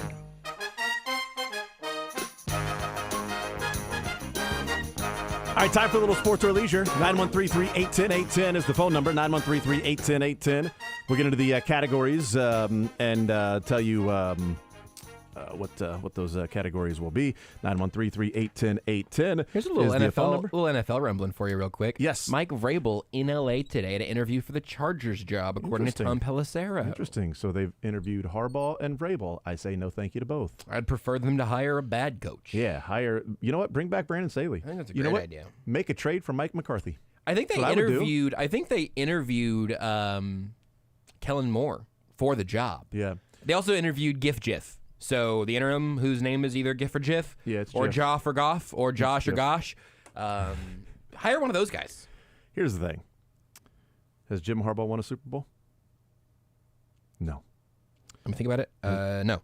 Has Mike Vrabel won a Super Bowl? Nope. No. Has Mike McCarthy won a Super Bowl? That's who you get. You go trade for Mike McCarthy. And I think, look, see if you can get the power couple of him and Dak. Maybe trade Justin Herbert and picks to get McCarthy and Dak. Done and done. Who's backing Dak up over there? Maybe you could do it with him. Trey Lance.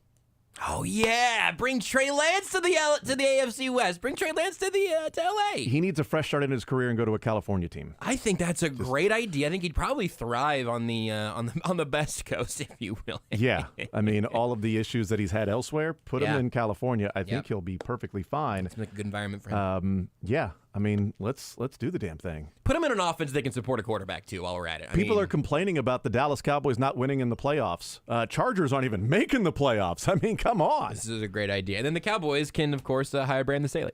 There you go. Miami Hurricanes have a returning tight end this year. Yeah, this is important. Like anybody would really care around here whether or not the tight end was returning for another season in Miami or not. You'll care. But Cam McCormick has announced that he is returning. He has been granted an extra year of eligibility. Wow, 5 years of eligibility, Yep. huh? He will return for his 9th season of college football. Excuse me? He will return. Sometimes I exaggerate in numbers, right? He will return for his 9th season of college football. Which is a super senior and another entire collegiate career. He's a rising graduate. You know, they always call like a rising senior, rising junior. He's a rising grad assistant, full-time coach. Could he be considered an employee now? Like he might be the first one that the Miami's like, we're just going to pay him. He's an employee. He's a red shirt senior. He was in the same recruiting class as Nick Bosa. So good. Who's on his second contract in the NFL. So good. He had a holdout and everything. He has been in college 2 years longer than Sean McVay has been the head coach of the Rams. He got to campus. When Dwayne "The Rock" Johnson was still on the team. He got to campus when Andy Reid started his 3rd year as coach of the Chiefs. Lord. Unbelievable. He got to campus when the Denver Broncos with Peyton Manning were the reigning AFC West champions. That's when he got to campus in college. Did you hear I finally graduated? Yeah, and just a shade under a decade, too. All right. You know, a lot of people go to college for 7 years. I know. They're called doctors. What's a 9-year student called? Lawyers. 9 times. 9th year. So there you go. 9th year of eligibility. I hope he wins the Heisman. I don't know what it would take. Well, I mean, Eric Crouch got a Lifetime Achievement Award Heisman, so why can't they give it to Cam McCormick? You add up all of his stats over his entire career. Time served at this point might be the appropriate terminology. That's right. All right, here's how you play. You get a sports question, a leisure question. You get them both right, you win. Either of them wrong, you lose. But the question is out there available for someone to call in and request if they know the answer to it or if they Googled. We don't really care. Really, we just want to have some winners here. And we give out the answers when it is answered correctly or we have run out of time to play. That's how you play. You got to get both of them right, sports and leisure, even though it's called sports or sports leisure. And leisure. Here we go. Controversial name, I get it. Categories today are NFL, and Chiefs playoffs. There you go. Wow. We're keeping it simple, Good. straightforward. NFL, Chiefs playoffs. That's what we're doing today. All right. It's the divisional round, damn it. NFL and Chiefs playoffs. What about on the leisure side? I'm going to go ahead and bring all four still. I thought about just cutting one on the fly there because I don't want to overwhelm people with choices, but I got four categories for you. We have the return of the spelling bee. We have reloaded What Could It IMDb. Back to movies only on this one today. Just we'll see if the TV shows come back. We have a pun name game with a couple that are going to make people mad. And then the category that nobody wants to pick that I really feel like people should start picking is a century ago trivia pertaining to the year 1924. It's not like what was the top selling food item in 1924. It's stuff that I think you might either know or have a chance to figure out on the fly. And let me tell you, that category is only going to be around maximum 50 more weeks. Yeah, I think... So you better get on it right now because you're running out of time. I think 49 weeks from now, I think whatever's left just graduates into the grab bag. I think in the grab bag, I'm going to go ahead and there will be some 1924 based questions. But every single week we should have those until you run out. I think we should. I think we will. Honestly, have those until you've run out. I might start doing like February of 1924 trivia. Because I really want to get to December of 24 and be like, and we also have 1924 questions. And we still have these questions from 101 years ago. All right. I'll just change the title. That's all I have to do. I'm good to go. Josh, you good to go? I'm great to go. Dylan, are you good to go? Yep. Very good. All right. 913-381-10-810. So exciting. Let's go to Avery, leading us off here on Sports Radio 810 WHB. Avery, sports or leisure, what side do you want to start with? I'll start with 1924. Bless you, Avery. Wow, all right. The first radio broadcast from the White House was made in 1924. Who was the president? Warren G. Harding. That was easying for him. Apparently not. I know. Wow. You were so... Wait, what day in 1924? The guy who made the call. Warren G. Harding was in office until 1923. So we're done here, actually. Wait, what?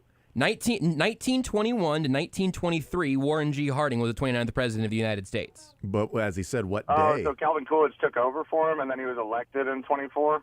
I've got Warren G. Harding until he died August 2nd, 1923. So unless he was making phone calls post-mortem, I don't think it was Warren G. Harding. Okay, so Coolidge took over for him. Hey, sorry I didn't chat that much last week. I had an Uber passenger in my car. I didn't realize you guys were doing sports and leisure. And I was taking this lady from Baldwin to Lawrence, and I'm like, well, let's see if this goes all right. And that was like first up. I'm like, oh my God. You know what? She was like impressed that I was on the radio, though. You know what? He could have been a sports or leisure version of Cash Cab. Yes! You know, you could have stopped and asked her. You could have rolled down the window and asked for somebody. I miss Cash Cab. You could have done that. That's a great idea. Avery, thank you for playing, man. I appreciate it. Okay. Bye, guys. All right. There you go. Who does he love love? didn't make it. I don't know do who you he love? loves. He said, I love Josh. I love Cash Cab. I don't know. I love Jason. That's what I heard. You just love somebody. Right. Never going to know who. All right. Let's bring in Richard next up on Sports Radio 810 WHB. Richard, sports or leisure? What side do you want to start with? Let's go leisure. What category would you like? I won't cheat, and I'll go with IMDb. No, I'll take that Coolidge question. Avery puts out a lot of things, but it'll taste even more delicious at Johnny's if you get it yourself. Exactly. So your IMDb question here, or the synopsis is: 5 high school students meet in Saturday detention and discover how they have a great deal more in common than they thought. Yeah. What's up with the Breakfast Club? What's up, indeed? Darn right. What's up with the leisure side? Or sports side. The leisure side's done now. Oh, there you go. Nothing's up with the leisure side. NFL and Chiefs playoffs. Well, we got to go Chiefs playoffs. Okay, very good. I appreciate that. Okay, I've got to ask this one because I liked it so much. L'Jarius Sneed's 62 playoff tackles are tied for the second most in franchise history. What player has the most postseason tackles in franchise history? Postseason tackles in franchise history. And like I said, I had to ask this one because I really like the answer. Yeah. I like the answer. Not that I necessarily love the player, although I think as time passes, he'll be more appreciated. But, I just love that the answer was this, and it wasn't like, Bobby Bell or Buck Buchanan or anything. Yeah. Huh. That's tough. So had to play a couple playoff games to get with Snead. The first, gosh dang, Jerry Snead. I'm gonna get back there. D Ford. Damn it. I wish it was. I love the answer, though. I would have thought it was going to be ironic, By the way, Richard, I love that answer, and I appreciate you giving us that one if you didn't know the answer to the question. Richard, thank you for playing, man. I appreciate it, because that was good. That's good. That was good. D Ford, you know what? Good shot. I don't know. D Ford, maybe? You were just a little off. Just a little. Just a little. Little offsides. The questions, I get it. The question a little dirty. That was a neutral question. Yeah. Well, I mean, yeah, but Kind of starting in out the neutral zone. Sometimes it's an easier question for earlier on. This one might have been, I don't know, a little dirty for those just to start off. Charles next up on Sports Radio 810 WHB. Charles, sports or leisure, what side do you want to start with? I'll take that Calvin Coolidge question. All right, hold on. I'm gonna actually make you answer. Now, the first radio broadcast from the White House was made in 1924. Really? Who was the president? Who was? Mr. Coolidge, I believe. Whoa! What a great historical mind you have. Was Harding even alive at that time? He had died, actually. He had Oh. died just the year Oh, prior. poor guy. Yeah, I know. It's a real bummer. Yeah, so we've passed his like Warren L. Harding heavenly birthday. Onto the sports side, we got NFL and we have Chiefs playoffs. Let's try NFL. NFL for you, okay. Travis Kelce has 140 receptions in his postseason career. That is the second most all time. He's also only the third player ever to have more than 100 receptions in the postseason. So only two other players have more than 100 catches. Who are those players? Have more than 100 receptions in the postseason. More than 100 in the postseason. In the postseason. And Kelsey is a second out of three. He's second out of three. I said both because I kind of feel like there's a free space there.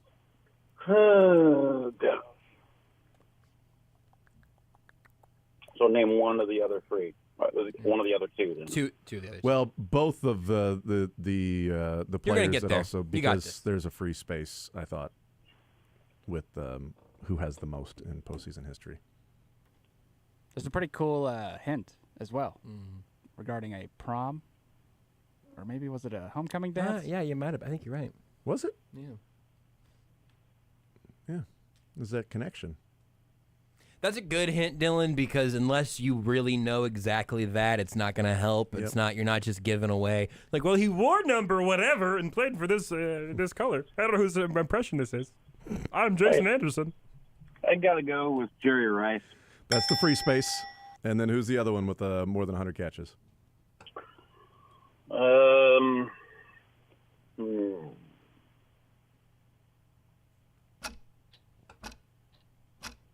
Edelman. Yes. We're actually looking for Calvin Coolidge. It is Edelman. Charles will put you on hold. Congratulations, Thank you. sir. Yeah, you're welcome. What a great shot. It's amazing they just figured that out. Boy, the dart he threw for Julian Edelman. You're the one who says every week we don't care if people Google, and I do care. I sort of meant and like this is a real I sort source meant of like tension after, in our relationship. I sort of meant like after the questions If you out can there. do it while it's not and not create dead air, you don't mind. Yeah. That's it, Jason. That Yeah. is a great clarifying If you're on question. hold and you happen to be lucky enough that you know what, I know the answer to that. I looked it up and I'm wow, I'm next in line. I'm already in line to get that one. I'll take that one because sometimes you got to be on hold already to get some of the easier ones, right? Yeah, not that's a great. While we're talking about Julian Edelman taking Jerry Rice's daughter to prom. That's a great distinction. What do you think the search terms were there? Because it took so 100 long for him to receptions get from postseason. Jerry Rice, which we all knew, to All-time leader in Edelman. postseason reception. Postseason receptions. Yeah. Jerry Rice. Oh, I'll go Jerry Rice. Yes, that's the free space. Who else? Oh. He had to get the tab back open again. And Edelman? Just off the top of my head, just thinking of all the different postseason we accept players. just last names, like that's fine. But like if I was thinking, oh God, I don't know, Julian Edelman, I would say his first name. Let me just say Jay Edelman. I'll just say if it took me that long to think of Jerry Rice, I'm probably not coming up with Julian Edelman. Let's go to Matthew next up on Sports Radio 810 WHB. Matthew, Sports or Leisure. Let's roll. What side do you want to start with, bud? Let's go pun name game. Whoa, all right, you all can't right. Google the answer to this one. Let's do it. Or maybe you can. I don't know. I don't think you can. I'm going to do the one that Mick would be the least happy with, but I think you're going to get there. You only need to know the first name of the Chiefs' new number 1 wide receiver to pair with this 1999 rom-com about turning an awkward, unpopular student into a prom queen, starring Freddie Prinze Jr. and Rachel Lee Cook. I like it. Thank you. Why would Mick be mad at that? It's tweaking the rules a little bit, but I like that. This is like a headline. This is headline material. I don't think it's tweaking the rules at all. I appreciate that. Rasheed's all that. Thank you very much. How have we not said Rasheed's all that? I did this today. I thought that should have been a headline in like week 6. How is that tweaking the rules, though? It's because not Rasheed Rice is all that. It's Rasheed. Listen, It's his I first wasn't name. worried about it passing your pun name game test. I was worried about Mick listening and then having an objection. But I stand by Rasheed's all that. Tweaking the rules would be running back from Washington that played for the Chiefs, and then that movie would be Rashawn Sheehy's all that. That would be tweaking the rules because then it's like you're extending the she's all that. I like that too, though. That would be tweaking the rules a little bit. I've got, I guess I wrote Rasheed with 2 E's and then an apostrophe S. Oh, no, that I So don't care that I about. guess technically I got to intercap it. I'll try to get this Mick appropriate. It's Mick appropriate. On to the sports side, sir. We got NFL and we have Chiefs playoffs. Let's go Chiefs playoffs. All right, we have a question out there already about the tackles, and we've got lots of other fresh ones. Yeah, I don't know. Is it like an obvious name on that tackles one, or is it more discreet? It is not an obvious name on the tackles. All right, it's let's a skip fun that one. one But, yeah. All right, let's go with let's go with this one. Besides Tom Brady, and Josh Allen has yet to defeat the Chiefs in the postseason. But besides Tom Brady, there are 3 quarterbacks that have beaten the Chiefs more than once in the playoffs. Who are they? 3 quarterbacks to beat the Chiefs more than once in the playoffs. Josh Allen would need to do it once to even come close. But Joe Burrow certainly has the chance to do that.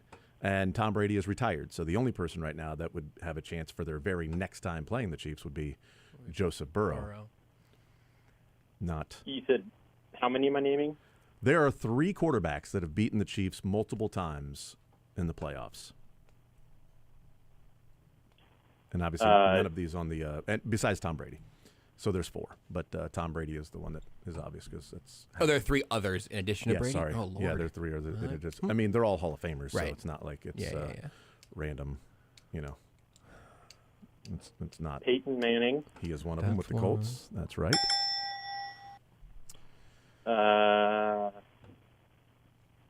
Jim Kelly. Yeah, that's right. They lost twice. They're in Buffalo. And now one more. I'll tell you, this question came up last week, really. It's a holdover from last week, but it came up last week for Chiefs playoffs and quarterbacks that have beaten the Chiefs. Probably a while ago. Heading into last week's game. Yeah, that makes sense. I know he beat us at least once. How about Dan Marino? That's right. Well done, Dan Marino with the Miami Dolphins. That's why it came up last week. Makes sense. Also makes sense this week with Jim Kelly and the Buffalo Bills. Oh, yeah. So Chiefs trying to avenge some past horrors of going to Buffalo. Could Joe Flacco have joined that list? Was he not the quarterback of that Ravens team? If the Browns would have won, there's a world in which Joe Flacco could have challenged for that. That's right. That Future is right. Hall of Famer. That's right. That is also a winner. That's a winner with right Matthew. there. We'll put you on hold, get your information. Congratulations, Matthew. Thank you. Well done. All right, 913-381-810. Andrew next up on Sports Radio 810 WHB. Andrew, Sports or Leisure, presented by Johnny's Tavern. What side do you want to start with? Oh, let's do IMDb. Let's do IMDb. A bedridden boy's grandfather reads him the story of a farm boy turned pirate who encounters numerous obstacles, enemies, and allies in his quest to be reunited with his true love. Princess Bride. Winning Mick back over here. I'm just trying job. to make the connections. It's inconceivable you're able to get that right out of the Inconceivable! Nice job. On to the sports side. NFL and Chiefs playoffs. What are you thinking? Chiefs playoffs. All right, we got a question out there already about the tackles and L'Jarius Sneed, or we have plenty of fresh ones? Let's do a fresh one. All right, very good. The Chiefs finally broke the home playoff losing streak that they had versus the Colts in 2018 in that fun divisional round game. Who scored the first touchdown of the game? Oh, my. I know. Sorry. They broke the streak. One of the many ghosts that the Ghostbuster himself, Patrick Mahomes,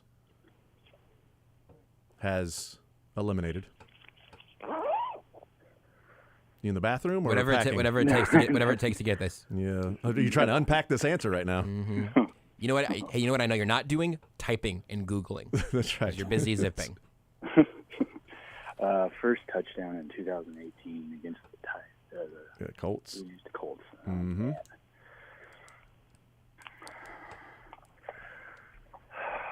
And your guess is? Sammy Watkins. He was on the team, but it is incorrect.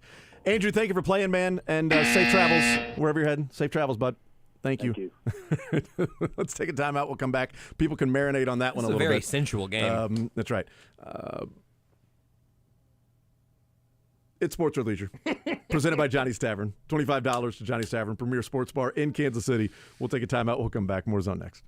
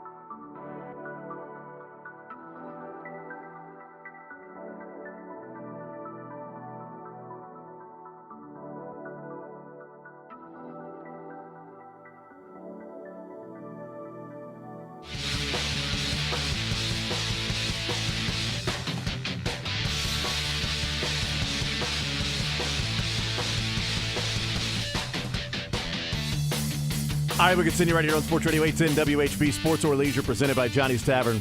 You know, we'd mentioned when we started the hour that Cam McCormick was granted a 9th year of eligibility to return to Miami to play football. The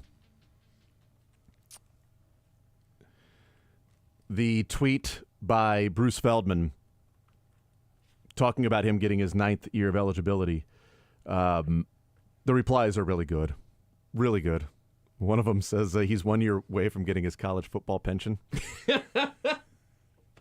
Another one said he's not collecting NIL, he's collecting Social Security. So good.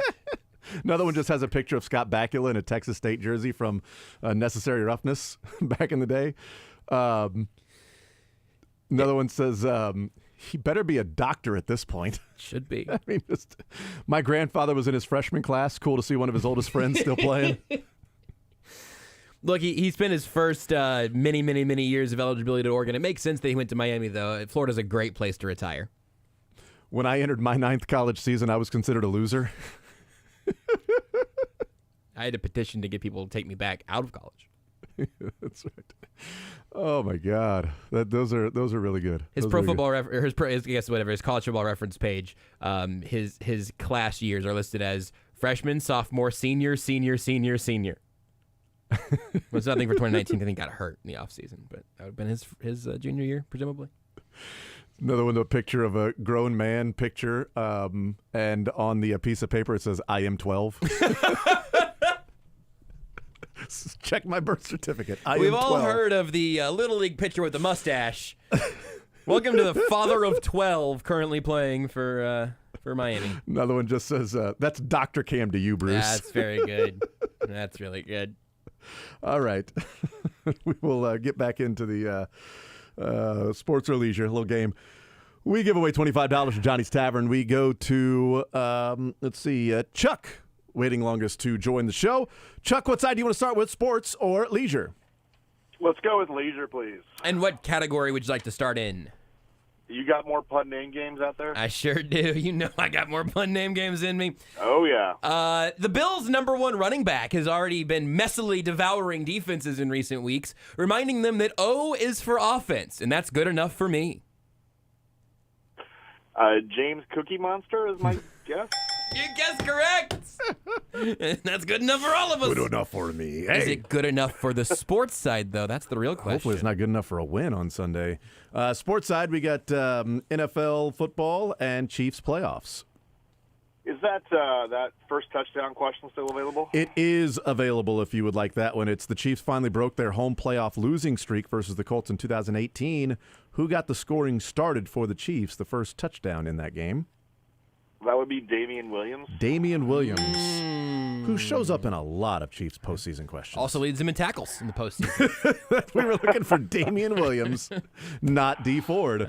Well done. That's a quick win right there. Winner. Business-like. Hopefully L'Jarius Sneed can get some tackles on Cook in the backfield and pass whoever is leading. I'm not going to give that away. That would be dumb. Chuck, we'll put you on hold. Congratulations, sir. Thanks. Absolutely. 913-381-810. Let's go to Dave next up on Sports Radio 810 WHB. Dave, sports or leisure, what side would you like to start with? Oh, let's go with sports. I already feel like a winner. Yeah, well, you know what? That's awesome. Good for you. Good for you. The NFL or Chiefs playoffs?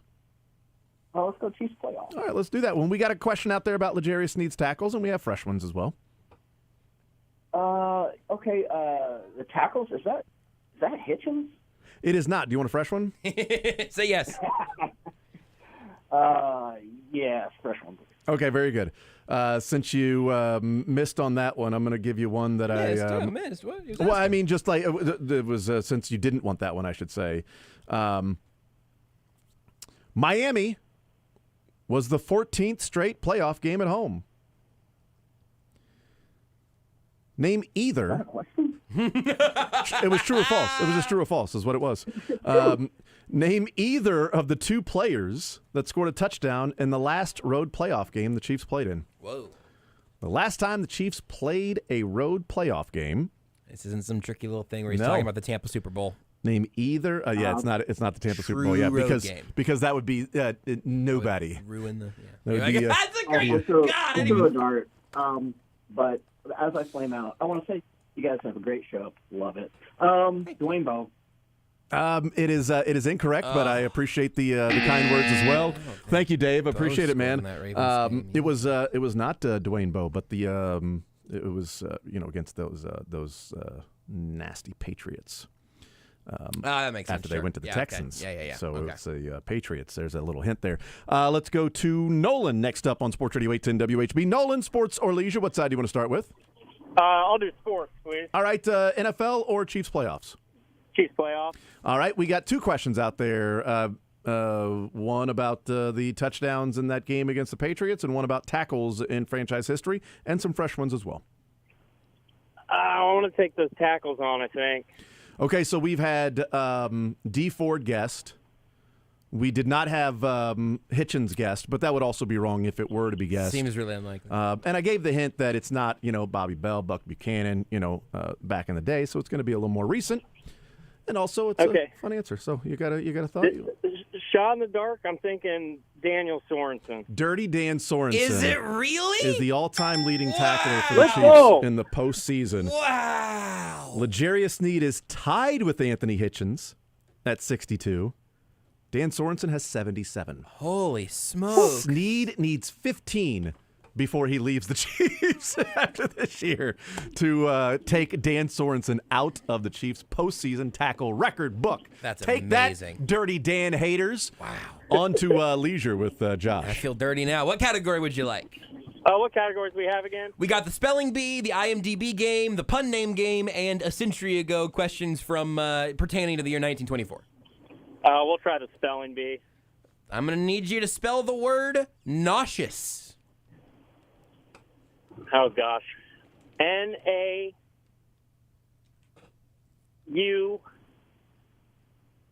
S-A-U-S? Dang it. Nolan, thank you for playing, man. I appreciate it. 913-388-10-810. You got the most important question of the day, which That's we all right. learned that Dan Sorensen is the all-time postseason Chiefs leading tackler. Yeah. That's wild. I'm surprised that wasn't the first guess of everybody. It would have. I think it may have legitimately taken me 10 guesses. Yeah. Let's go to Bruce next up on Sports Radio 810 WHB. Bruce, sports or leisure? What side do you want to start with?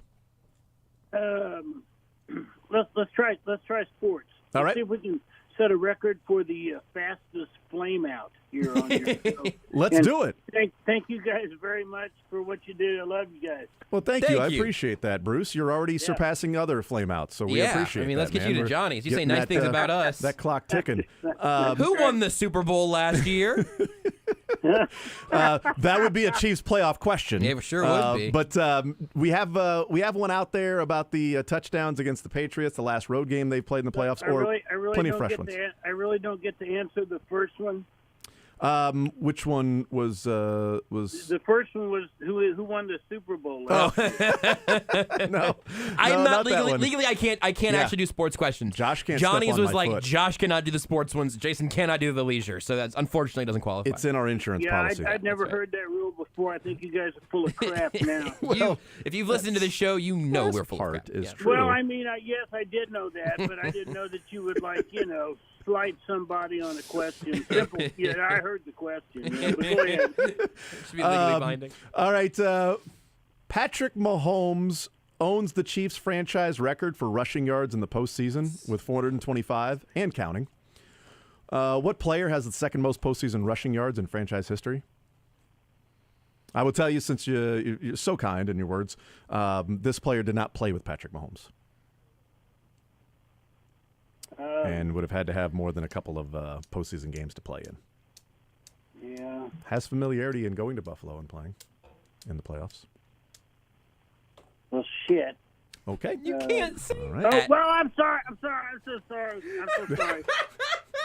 That would have set a record for the. I believe you're sorry. I believe that you're sorry.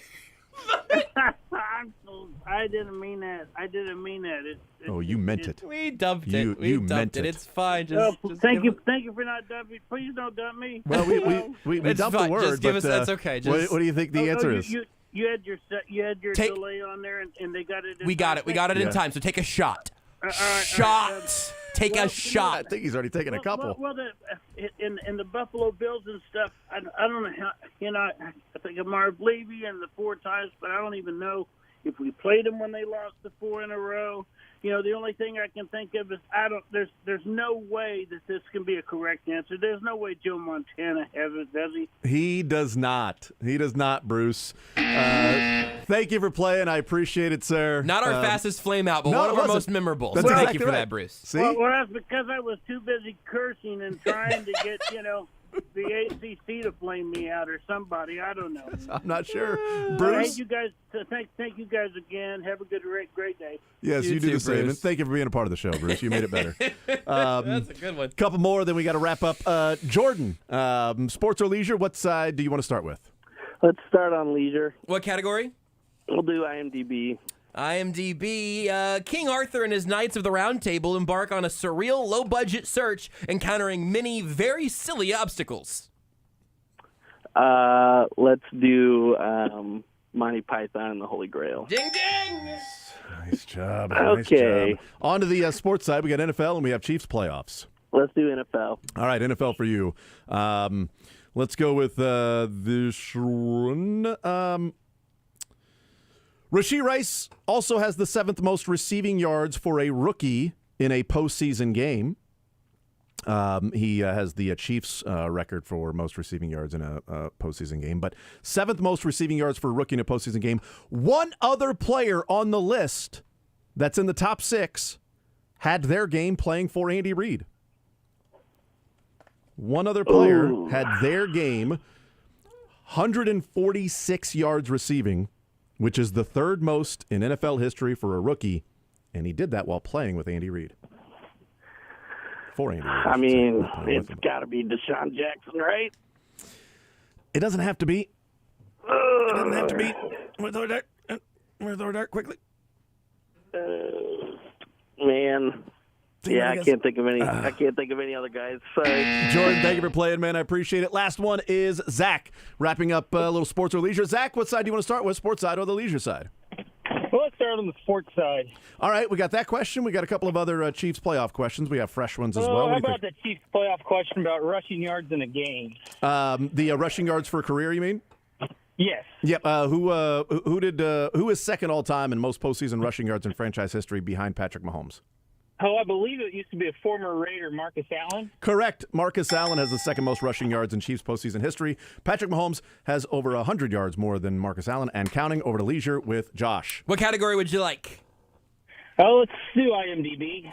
Let's stick with it here. The lives of 2 mob hitmen, a boxer, a gangster and his wife, and a pair of diner bandits intertwine in 4 tales of violence and redemption. Oh, man. Quentin Tarantino's Pulp Fiction. Bang, well done. bang, bang. Nice job, Zach. Good work to close We'll this out. put you on hold and get your information. Congratulations. Well done, sir. Nice job. Real quick, questions we did not get answers to. There are a couple of them on the sports side. The last road playoff game the Chiefs played, 2 players that scored a touchdown in that game, Sharkandrick West and Albert Wilson. Wow. We got the Marcus Allen question. We got the Dan Sorensen question. I believe that is those are the only ones that I had questions out there for. Rashee Rice, 7th most receiving yards for a rookie in a postseason game. One other player on the list ahead of him actually did that while playing for Andy Reid. The 3rd most ever. Jeremy Maclin in 2010, 146 receiving yards. Jeremy Maclin and Rashee Rice, 2 guys in the top 7 of rookie. So take that, all your rookie-hating wide receivers for Andy Reid. Jeremy Maclin and Rashee Rice, top 7 all-time in yards receiving in a postseason game. Any of the leisure? Nauseous. Nauseous. Yeah, it's. I don't think I would have gotten it. I had to level those up. People were picking on the spelling bee questions, and we got some toughies now. We wrap up the show next.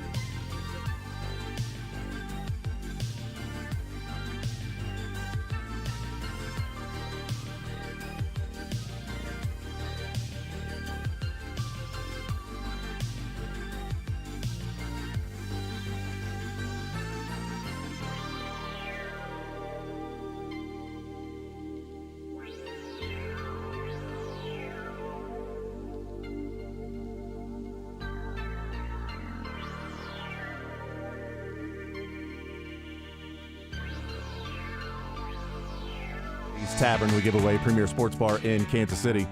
10 locations, including Lawrence and Topeka. And on Monday, they will have the percentage off whatever the Chiefs score. That'll be the percentage off of any, dine-in only, 18-inch New York-style specialty pizza. So this last Monday was 26% off. The game before that was the Chargers game, but before that was 25% off when they actually went out there and played. So that's with their starters, 25, 26, and then expect 27% off.